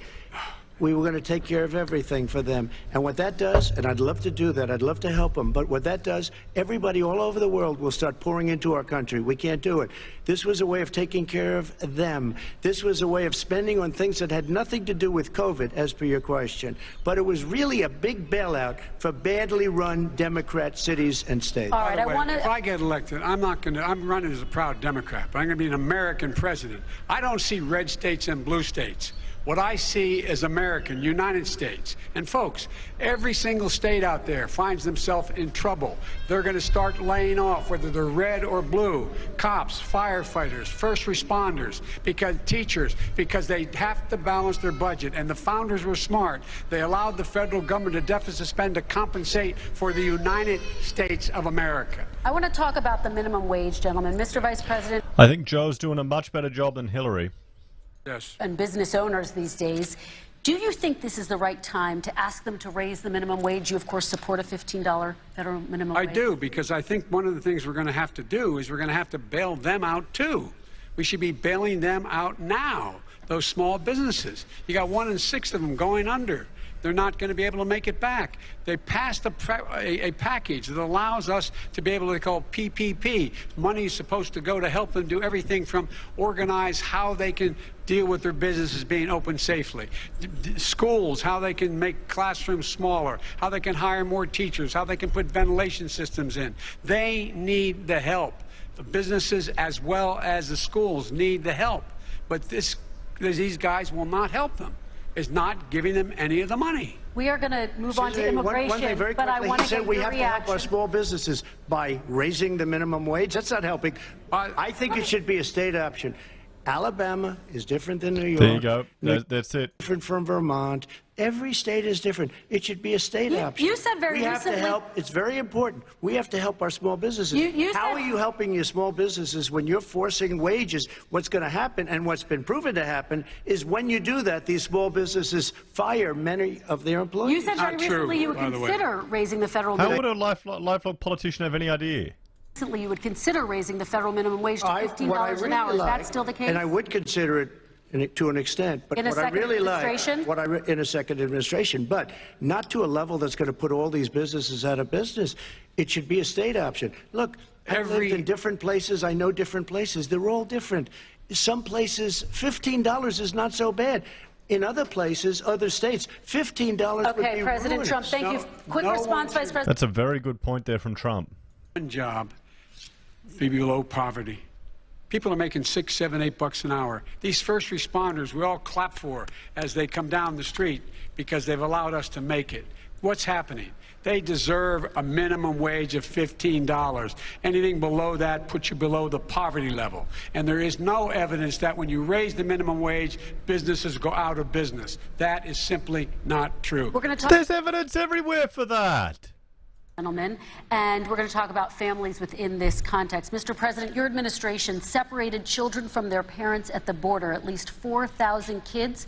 You've since reversed your zero-tolerance policy, but the United States can't locate the parents of more than 500 children. So how will these families ever be reunited? Children are brought here by coyotes and lots of bad people, cartels, and they're brought here, and they used to use them to get into our country. We now have as strong a border as we've ever had. We're over 400 miles of brand new wall.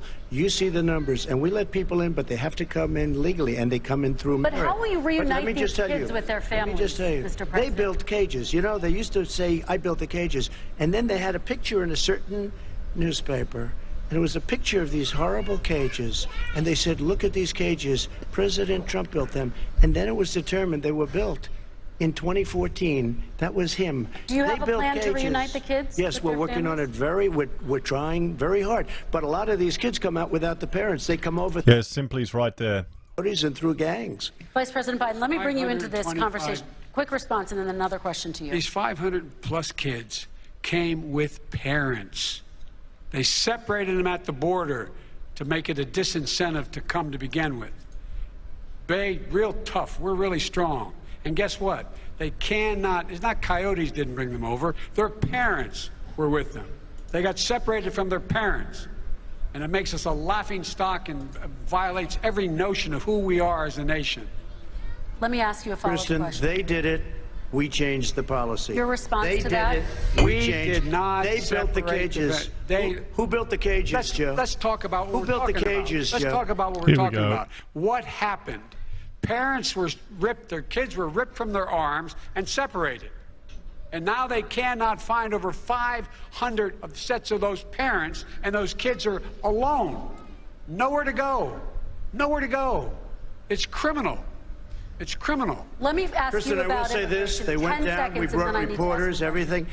They are so well taken care of. They're in facilities that were so clean. But some of them haven't been reunited. But just ask one question. Who built the cages? I'd love you to ask him that. Who built the cages? Let me ask about your immigration policy, Mr. Vice President. The Obama administration did fail to deliver immigration reform, which had been a key promise during the administration. It also presided over record deportations as well as family detentions at the border before changing course. So why should voters trust you with an immigration overhaul now? Because it made a mistake. It took too long to get it right. It took too long to get it right. I'll be president of the United States, not vice president of the United States. And the fact is, I've made he's throwing Obama under the bus. Uh-oh. I'm going to send to the United States Congress a pathway to citizenship for over 11 million undocumented people. And all of those so-called dreamers, those DACA kids, they're going to be immediate. What about Victorians? Can Victorians get refugee asylum? Path to citizenship. The idea that they are being sent home by this guy, and they want to do that, is they're going to a country they've never seen before. I can imagine you're 5 years old, your parents are taking you across the Rio Grande River, and it's illegal. And you say, oh, no, Mom, leave me here. I'm not going to go with you. They've been here. Many of them are model citizens. Over 20,000 of them are first responders out there taking care of people during this crisis. We owe them. We owe them. Service guaranteed citizenship. 8 years to do what he said he was going to do. And I've changed without having a specific. We got rid of catch and release. We got rid of a lot of horrible things that they put in and that they lived with. But he had 8 years he was vice president. He did nothing except build cages to keep children in. Vice President Wrong. Biden, your response. The catch and release, you know what he's talking about there?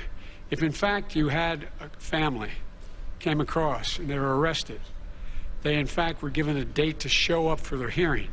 They were released, and guess what? They showed up for a hearing.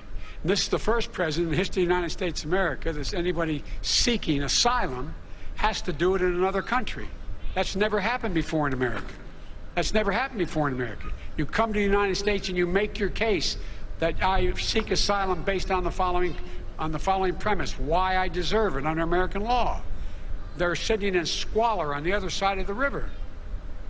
President Trump, your response, So 30 important. seconds, and then we'll move It just shows that he has no understanding of immigration or the laws. Catch and release is a disaster. A murderer would come in, a rapist would come in, a very bad person would come in. We would take their name. We have to release them into our country. And then you say they come back. Less than 1% of the people come back. We have to send ICE out and Border Patrol out to find them. We would say, come back in 2 years, 3 years. We're going to give you a court case. You need Perry Mason. We're going to give you a court case. When you say they come back, they don't come back, Joe. Yeah. They never come back. Only the really, I hate to say this, but those with the lowest IQ, they might come back. Okay, But President they're Trump, very, let's very give few. Vice President Biden a chance to respond, and then we're going to move on to the You next don't know section. the law, Joe. Vice President Biden, your response. Know the law, what he's telling you is simply not true. Well, check it out. They don't come back. Check it out. All right, let's move on But we don't have to the worry next about it because they section. terminated it, so we don't have to worry about it. Let's anymore. move on to the next And you have section. 525 kids not knowing where in God's name they're going to be and lost their parents. Go ahead. All right. Let's talk about our next section, which is race in America. And I want to talk about the way black and brown Americans experience race in this country. Part of that experience is something called the talk. It happens regardless of class and income. Parents who feel they have no choice but to prepare their children for the chance that they could be targeted, including by the police, for no reason other than the color of their skin. Mr. Vice President, in the next 2 minutes, I want you to speak directly to these families. Do you understand why these parents fear for their children? I do. I do. You know, my daughter is a social worker, and she's written a lot about this. She has a graduate degree from the University of Pennsylvania in social work. And you know, one of the reasons why I ended up working on the East I use VMix, mate. and African American was to learn more about what was going on. What I never had to tell my daughter, if she's pulled over, make sure she puts, for a traffic stop, put both hands on top of the wheel and don't reach for the glove box because someone may shoot you. But a black parent, no matter how wealthy or how poor they are, has to teach their child, when you're walking down the street, don't have a hoodie on when you go across the street. Making sure that you, in fact, if you get pulled over, yes, sir, no, sir, hands on top of the wheel, because you are, in fact, the victim, whether you're a person making child of a $300,000 a year person or someone who's on food stamps. The fact of the matter is, there is institutional racism in America. And we have always said, we've never lived up to it, that we hold these truths to be self-evident. All men and women are created equal. Well, guess what? We have never, ever lived up to it, but we've all constantly been moving the needle further and further to inclusion, not exclusion. This is the first president to come along and says, that's the end of that. We're not going to do that anymore. We have to provide for economic opportunity, better education, better health care, better access to schooling, better access to opportunity to borrow money to start businesses. All the things we can do, and I've laid out a clear plan as to how to do those things, just to give people a shot. It's about accumulating. The problem is it sounds good, but this leads to the racism of low expectations. President Trump, same question to you, and let me remind you of the question. I would like you to speak directly to these families. Do you understand why these parents fear for their children? Yes, I do. And again, he's been in government 47 years. He never did a thing. Yeah, affirmative action doesn't work. When he did such harm to the black community, and they were called, and he called them super predators. And he said that. He said it, super predators. And they have never lived that down. 1994, your crime bill, the super predators. Nobody has done more for the black community than Donald Trump. And if you look, with the exception of Abraham Lincoln, possible exception, but the exception of Abraham Lincoln, nobody has done what I've done. Criminal justice reform, Obama and Joe didn't do it. I don't even think they tried because they had no chance at doing it. They might have wanted to do it, but if you had to see the arms I had to twist to get that done, it was not a pretty picture, and everybody knows it, including some very liberal people that cried in my office. They cried in the Oval Office. 2 weeks later, they're out saying, gee, we have to defeat him. Criminal justice reform, prison reform, opportunity zones with Tim Scott, a great senator from South Carolina. He came in with this incredible idea for opportunity zones. It's one of the most successful programs. People don't talk about it. Tremendous investment is being made. Biggest beneficiary, the black and Hispanic communities, and then historically black colleges and universities. After 3 years of coming to the office, I love some of those guys. They were great. They came into the office and they said, I said, what are you doing? After 3 years, I said, why do you keep coming back? Because we have no funding. I said, you don't have to come back every year. We have to come back because President Obama would never give them long-term funding, and I did. 10-year long-term funding, and I gave them more money than they asked for because they said, I think you need more. And I said, the only bad part about this is I may never see you again because I got very friendly with them, and they like me and I like them. But I saved it. Colleges and universities. Okay, and we're going to talk about both of your records, but you're... You don't need a plan, you just need to get the government out of the way of people. Then they can step up themselves. Accuse me of saying. The fact of the matter is, in 2000, though, after the crime bill had been in the law for a while, this is a guy who said, the problem with the crime bill, there's not enough people in jail. There's not enough people in jail. And go on my website, get the quote, the date when he said it. Not enough people. He talked about marauding gangs, young gangs, and the people who were going to maraud our cities. This is a guy who in the Central Park five innocent black kids, he continued to push for making sure that they got the death penalty. None of them were guilty of the crimes they were suggested. Look, and talk about granted, he did in fact let 20 people, he commuted 20 people's sentences. We commuted over 1,000 people's sentences. Over 1,000. The very law he's talking about is a law that, in fact, initiated by Barack Obama. And secondly, we're in a situation here where the federal prison system was reduced by 38,000 people under our administration. And one of these things we should be doing, there should be no minimum mandatories in the law. That's why I'm offering $20 billion to states to change their state laws to eliminate minimum mandatories and set up drug courts. No one should be going to jail because they have a drug problem. They should be going to rehabilitation, not to jail. We should fundamentally change the system, and that's what I'm going to do. But why didn't he do it 4 years ago? Why didn't you do that 4 years ago, even less than that? Why didn't you do it? You were vice president. You keep talking about all these things you're going to do and you're going to do this, but you were there just a short time ago and you guys did nothing. We did. You know, Joe, I ran because of you. I ran because of Barack Obama, because you did a poor job. If I thought you did a good job, I would have never run. I would have never run. I ran because of you. I'm looking at you now. You're a politician. I ran because of you. All right, Vice President Biden, your response to that, and then I do have some questions for both of you. Well, I tell you what, I hope he does look at me, because what's happening here is you... Do I think people in Australia treat Aboriginals? I'll respond to that one. Our reputations for honor and telling the truth. In a sec. I am anxious to have this race. I am anxious to see this take place. The character of the country is on the ballot. Our character is on the ballot. Look at us closely. Let me ask some follow-up, please. With the Aboriginals here in Australia, so much resources are wasted with like Bridging the Gap program and all these things, and nothing's achieved.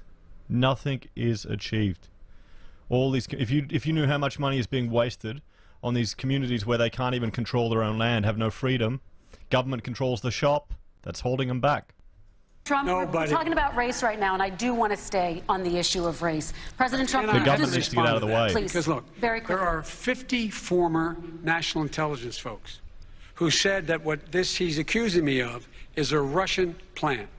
They have said that this has all the five former heads of the CIA, both parties, say what he's saying is a bunch of garbage. Nobody believes it except his and his good friend Rudy Giuliani. You mean the laptop is now another Russia hoax? That's exactly what. Is this that's where you're exactly going? what. This is told. where he's going. The laptop is Russia, Gentlemen, Russia. I want to stay on the issue of race. You okay? have to be kidding. Here we go again with Russia. We're going to continue on the issue of race. Mr. President, you've described the Black Lives Matter movement as a symbol of hate. You've shared a video of a man chanting white power to millions of your supporters. You've said that black professional athletes exercising their First Amendment rights should be fired.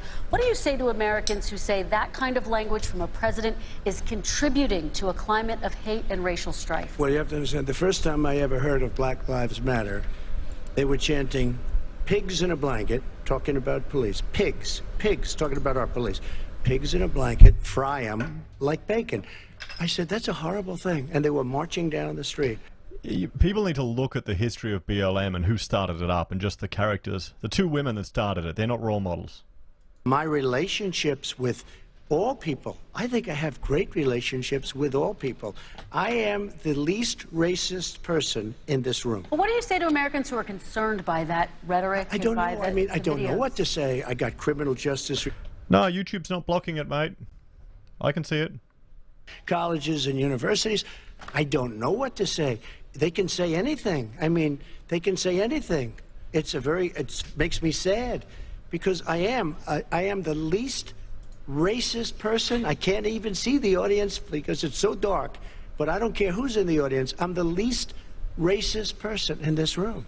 Okay, Vice President Biden, let me ask you very quickly, and then I have a follow-up question for you. Abraham Lincoln here is one of the most racist presidents we've had in modern history. He pours fuel on every single racist fire. Every single one. Started off his campaign coming down the escalator saying he's going to get rid of those Mexican rapists. He's banned Muslims because they're Muslims. He has moved around. He banned people from particular countries. Across the board. He says about the poor boys. Last time we were on stage here, he said, I told them to stand down and stand ready. Come on. This guy is a dog whistle about as big as a foghorn. Okay, anyone who says dog whistle thinks they can read other people's minds. It's a fallacy. Where did that come in? I mean, you said you're Abraham Lincoln. No, where did that? No. You said, I said not since Abraham Lincoln has anybody done what I've done for the black community. And I'm saying, I didn't say I'm Abraham Lincoln. I said not since Abraham Lincoln has anybody done what I've done for the black community. Now, you have done nothing other than the crime bill, which put tens of thousands of black men, mostly in jail. All right, let me ask Vice President Biden because if you look at what's happening with the voting right now, let me ask they Vice remember President that Biden you treated them very, very badly. Just take a look at what's happening out there. Vice President Biden, let me give you a chance to respond within this context. Crime bills that you supported in the 80s and 90s contributed to the incarceration of tens of thousands of young black men who had small amounts of drugs in their possession. They are sons, they are brothers, they're fathers. Yeah, this is bullshit. Families are still to this day, some of them suffering the consequences. So speak to those families. Why should they vote for you? One of the things is that in the 80s, we passed 100%, all 100 senators voted for it, a bill on drugs and how to deal with drugs. It was a mistake. I've been trying to change the since then, particularly the portion on cocaine. That's why I've been arguing that, in fact, we should not send anyone to jail for a pure drug offense. They should be going into treatment across the board. That's what we should be spending money. That's why I set up drug courts, which were never funded by our Republican friends. They should not be going to jail for a drug or an alcohol problem. They should be going into treatment. That's what we've been trying to do. That's what I'm going to get done, because I think the American people have now seen that, in fact, it was a mistake to pass those laws relating to drug. But they were not in the crime bill. But why didn't he get it done? See, it's all talk, no action with these politicians. Yeah, this is the point. Why right didn't here. he get it done? That's what I'm going to do when I become president. You were vice president along with Obama as your president, your leader, for 8 years. Why didn't you get it done? You had 8 years to get it done. Now you're saying you're going to get it done because you're all talk and no action, Jim. We got a lot of it done. We released 38,000. We got 38,000 prisoners left from the. You got nothing done. 38,000 prisoners were released from federal prison. There were over 1,000 people who were given clemency. In fact, we're the ones that put in the legislation saying we could look at pattern and practice of police departments and what they were doing, how they were conducting themselves. I could go on, but we began the process. We began the process. We lost an election. It's not about beginning, it's about finishing. Change his terrible policy. I just asked one question. Why didn't you do it in the 8 years, a short time ago? Why didn't you do it? You just said, I'm going to do that, I'm going to do this. You put tens of thousands of mostly black young men in prison. Now you're saying you're going to undo that. Why didn't you get it done? You had 8 years with Obama. You know why, Joe? Because you're all talk and no action. All right, Vice President Biden, and then we're going to move on to the next section. We had a Republican Congress. That's the answer.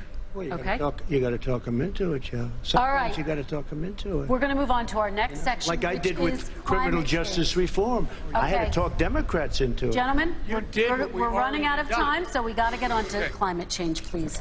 You both have very different visions on climate change. President Trump, you say that environmental regulations have hurt jobs in the energy sector.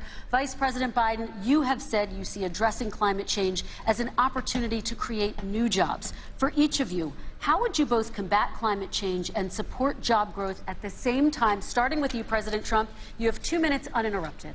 So we have the Trillion Trees program. We have so many different programs. I do love the environment, but what I want is the cleanest, crystal clear water, the cleanest air. We have the best, lowest number in carbon emissions, which is a big standard that I notice Obama goes with all the time.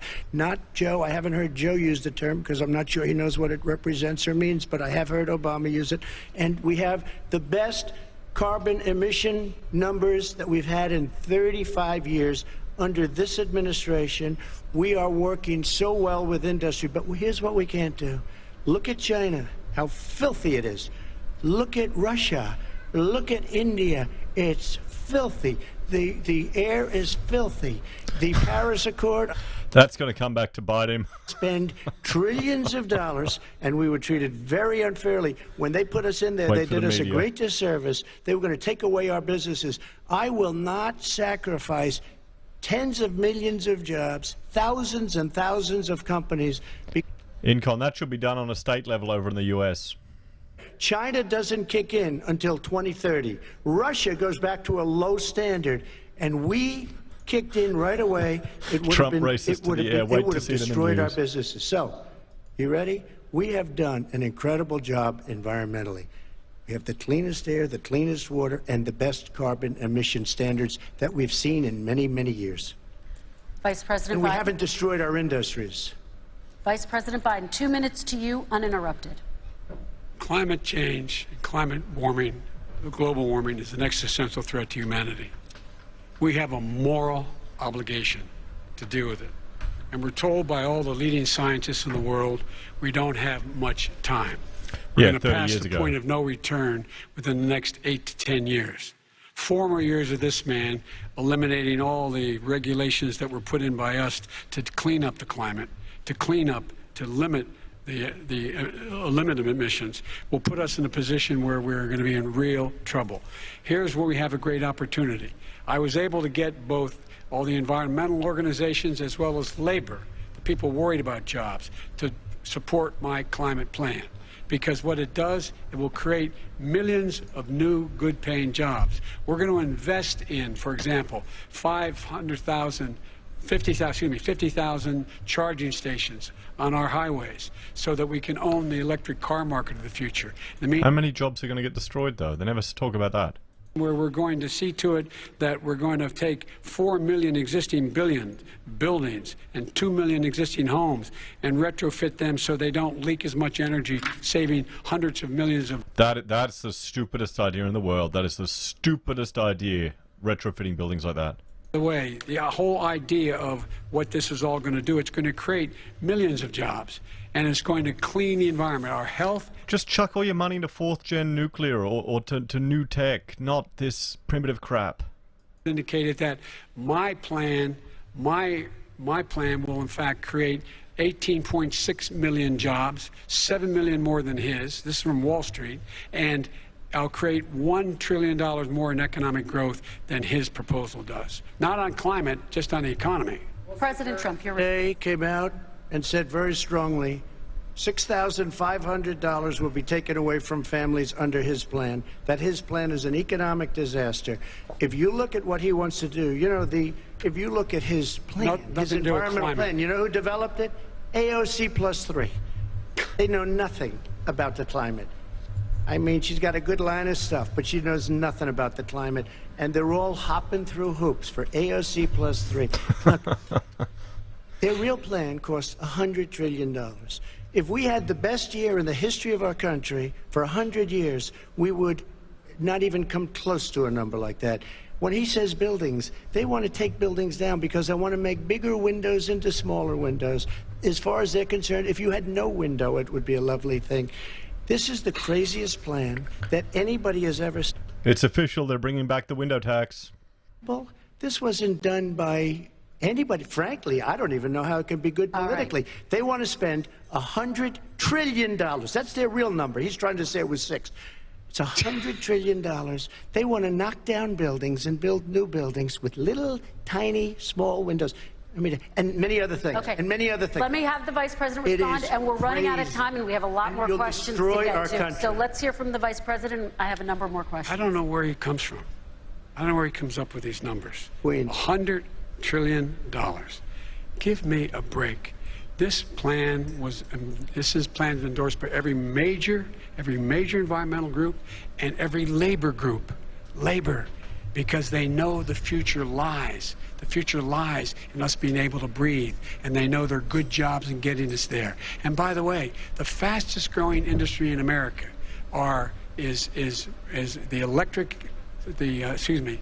solar energy and wind. He thinks wind causes cancer, windmills. It's the fastest growing jobs, and they pay good prevailing wages, 45, 50 bucks an hour.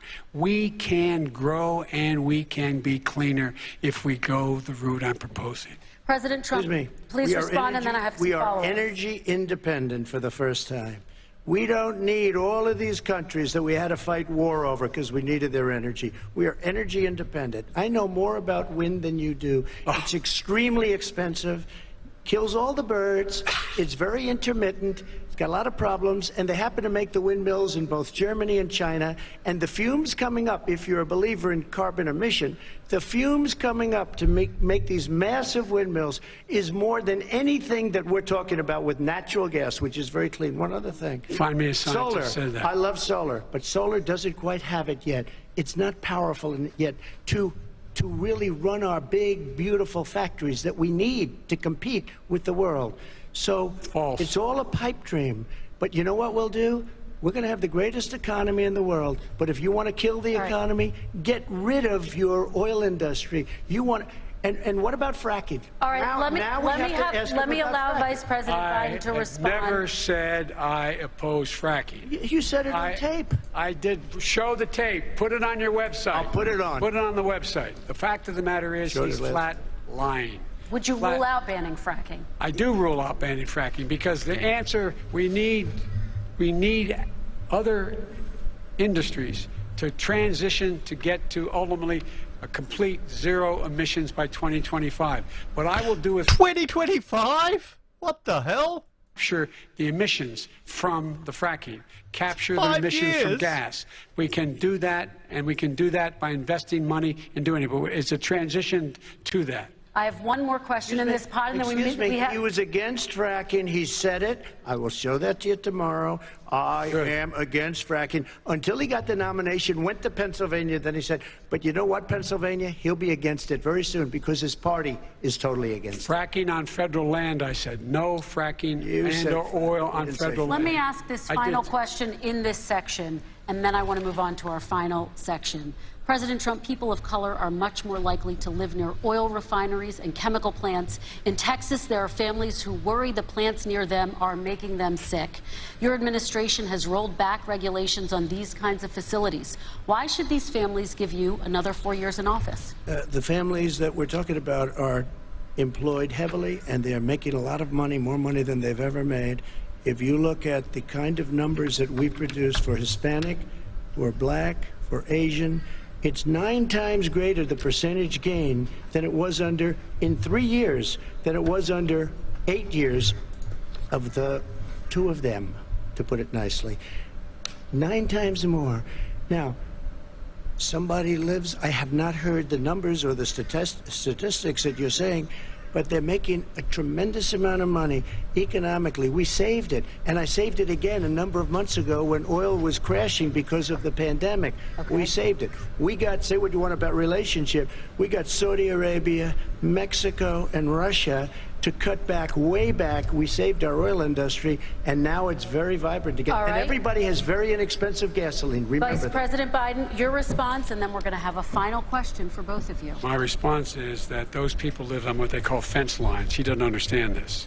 They live near chemical plants that, in fact, pollute. Chemical plants and oil plants and refineries that pollute. I used to live near that when I was growing up in Claymont, Delaware. And there are more oil refineries in Marcus Hook and the Delaware River than there is any place, including in Houston at the time. When my mom get in the car and when there was first frost to drive me to school, turning the windshield up, there'd be oil slick in the window. That's why so many people in my state were dying and getting cancer. The fact is, those frontline communities, it doesn't matter what you're paying them, it matters how you keep them safe. You want them to be able to fight, mate. They have to fight. That's the democracy. Pollutants coming out of those fence line communities. Okay, I have one final question. Would he close down the oil industry? It falls. Would you close down the oil industry? By the way, I would transition from the oil industry, yes. Oh, I would that's transition. a big statement. It is a big statement. That's a because big statement. I would stop. Why would you do that? Because the oil industry pollutes significantly. Oh, I see. Here's the deal. But that's you a can't big do statement. that. Well, if you let me finish the statement, because it has to be replaced by renewable energy over time. Over time. And I'd stop giving to the oil industry, I'd stop giving them federal subsidies. He won't give federal subsidies to the gas, excuse me, to solar and wind. Yeah. Why are we giving it to oil industry? We actually do give it to solar and wind. And that's maybe the biggest statement in terms of business. That's the biggest statement. Okay. Because basically what he's saying is he is going to destroy the oil industry. Will you remember that, Texas? Will you remember that, Pennsylvania, Oklahoma? Vice President Biden, let me give you 10 seconds to respond, and then Ohio. I have to get to the final question. Vice President Biden. He takes everything out of context, but the point is, look, we have to move toward a net zero emissions. The first place to do that by the year 2035 is in energy production, by 2050 totally. All right. One Is he final going to get question China to both to do of it? you. No, we're finished with Is this. he We going have to to get move on China to to our do it? final question. No, We have to I'm move going on to to our final rejoin Paris question. Accord and make China abide by what they agreed to. All right. This is about leadership, gentlemen. And this first question does go to you, President Trump. Imagine this is your inauguration day. What will you say in your address to Americans who did not vote for you? You'll each have 1 minute, starting with you, Mr. We have to make our country totally successful as it was prior to the plague coming in from China. Now we're rebuilding it, and we're doing record numbers, 11.4 million jobs in a short period of time, etc. But I will tell you, go back. Before the plague came in, just before, I was getting calls from people that were not normally people that would call me. They wanted to get together. We had the best black unemployment numbers in the history of our country. Hispanic, women, Asian, people with diplomas, with no diplomas, MIT graduates, #1 in the class. Everybody had the best numbers. And you know what? The other side wanted to get together. They wanted to unify. Success is going to bring us together. We are on the road to success. But I'm cutting taxes, and he wants to raise everybody's taxes, and he wants to put new regulations on everything. He will kill it. If he gets in, you will have a depression, the likes of which you've never seen. Your 401ks will go to hell, and it'll be a very, very sad day for this country. All right. Vice President Biden, same question to you. What will you say during your inaugural address to Americans who did not vote for you? I will say, I'm an American president. I represent all of you, whether you voted for me or against me. And I'm going to make sure that you're represented. I'm going to give you hope. We're going to move. We're going to choose science over fiction. We're going to choose hope over fear. We're going to choose to move forward because we have enormous opportunities to make things better. We can grow this economy, we can deal with the systemic racism, and at the same time, we can make sure that our economy is being run and moved and motivated by clean energy, creating millions of new jobs. And that's the fact. That's what we're going to do. And I'm going to say, as I said at the beginning, what is on the ballot here is the character of this country. Decency, honor, respect, treating people with dignity, making sure that everyone has an even chance. And I'm going to make sure you get that. You haven't been getting it the last 4 years. All right. I want to thank you both for a very robust hour and a half, a fantastic debate. Really appreciate it. President Trump, former Vice President Joe Biden, thank you to Belmont University for hosting us tonight. And most importantly, thank you to those watching tonight. Election Day is November 3rd. Don't forget to vote. Thank you, everyone, and have a great night. Thank you. There you have it, second and final debate of this 2020.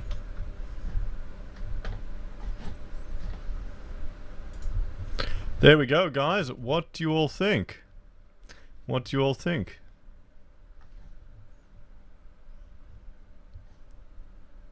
Whoa, I paused up there. How you all going? So who do you think won the debate? Everyone?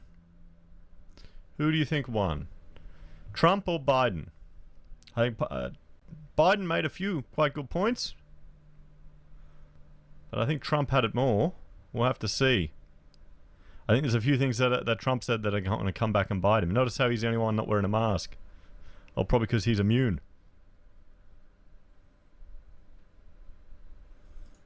Go Trump. Trump, Trump, Trump. Everyone thinks Trump won. Mr. T. The Hoff says.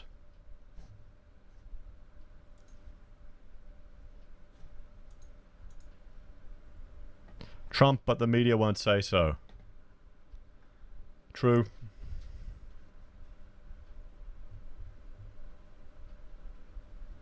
The Trumpinator, a tie. I think Joe did better than I expected, honestly. I think he did quite good. He raised some very good points. It's definitely going to be interesting. It's going to be a interesting election to watch. It's going to be who can rally the most people out there to vote. Who can rally the most out there to vote?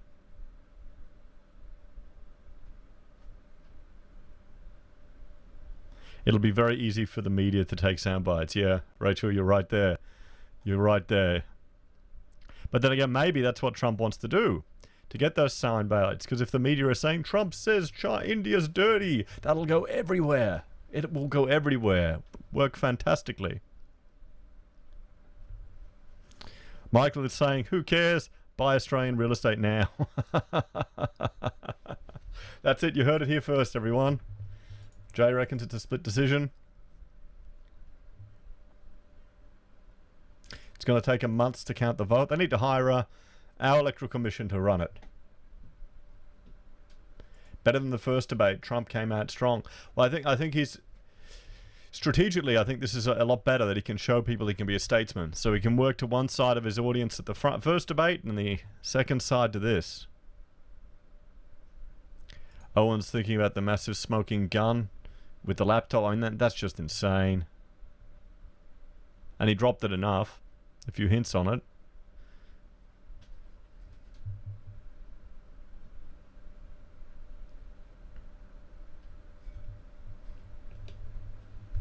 Well, everyone, thank you all for joining me for this episode. I think it was, I think it'll be interesting to see what but the media will tear it apart. Just wait for the sound bites. So take care, guys. Thank you all, and I will see you all in the next episode. Bye for now.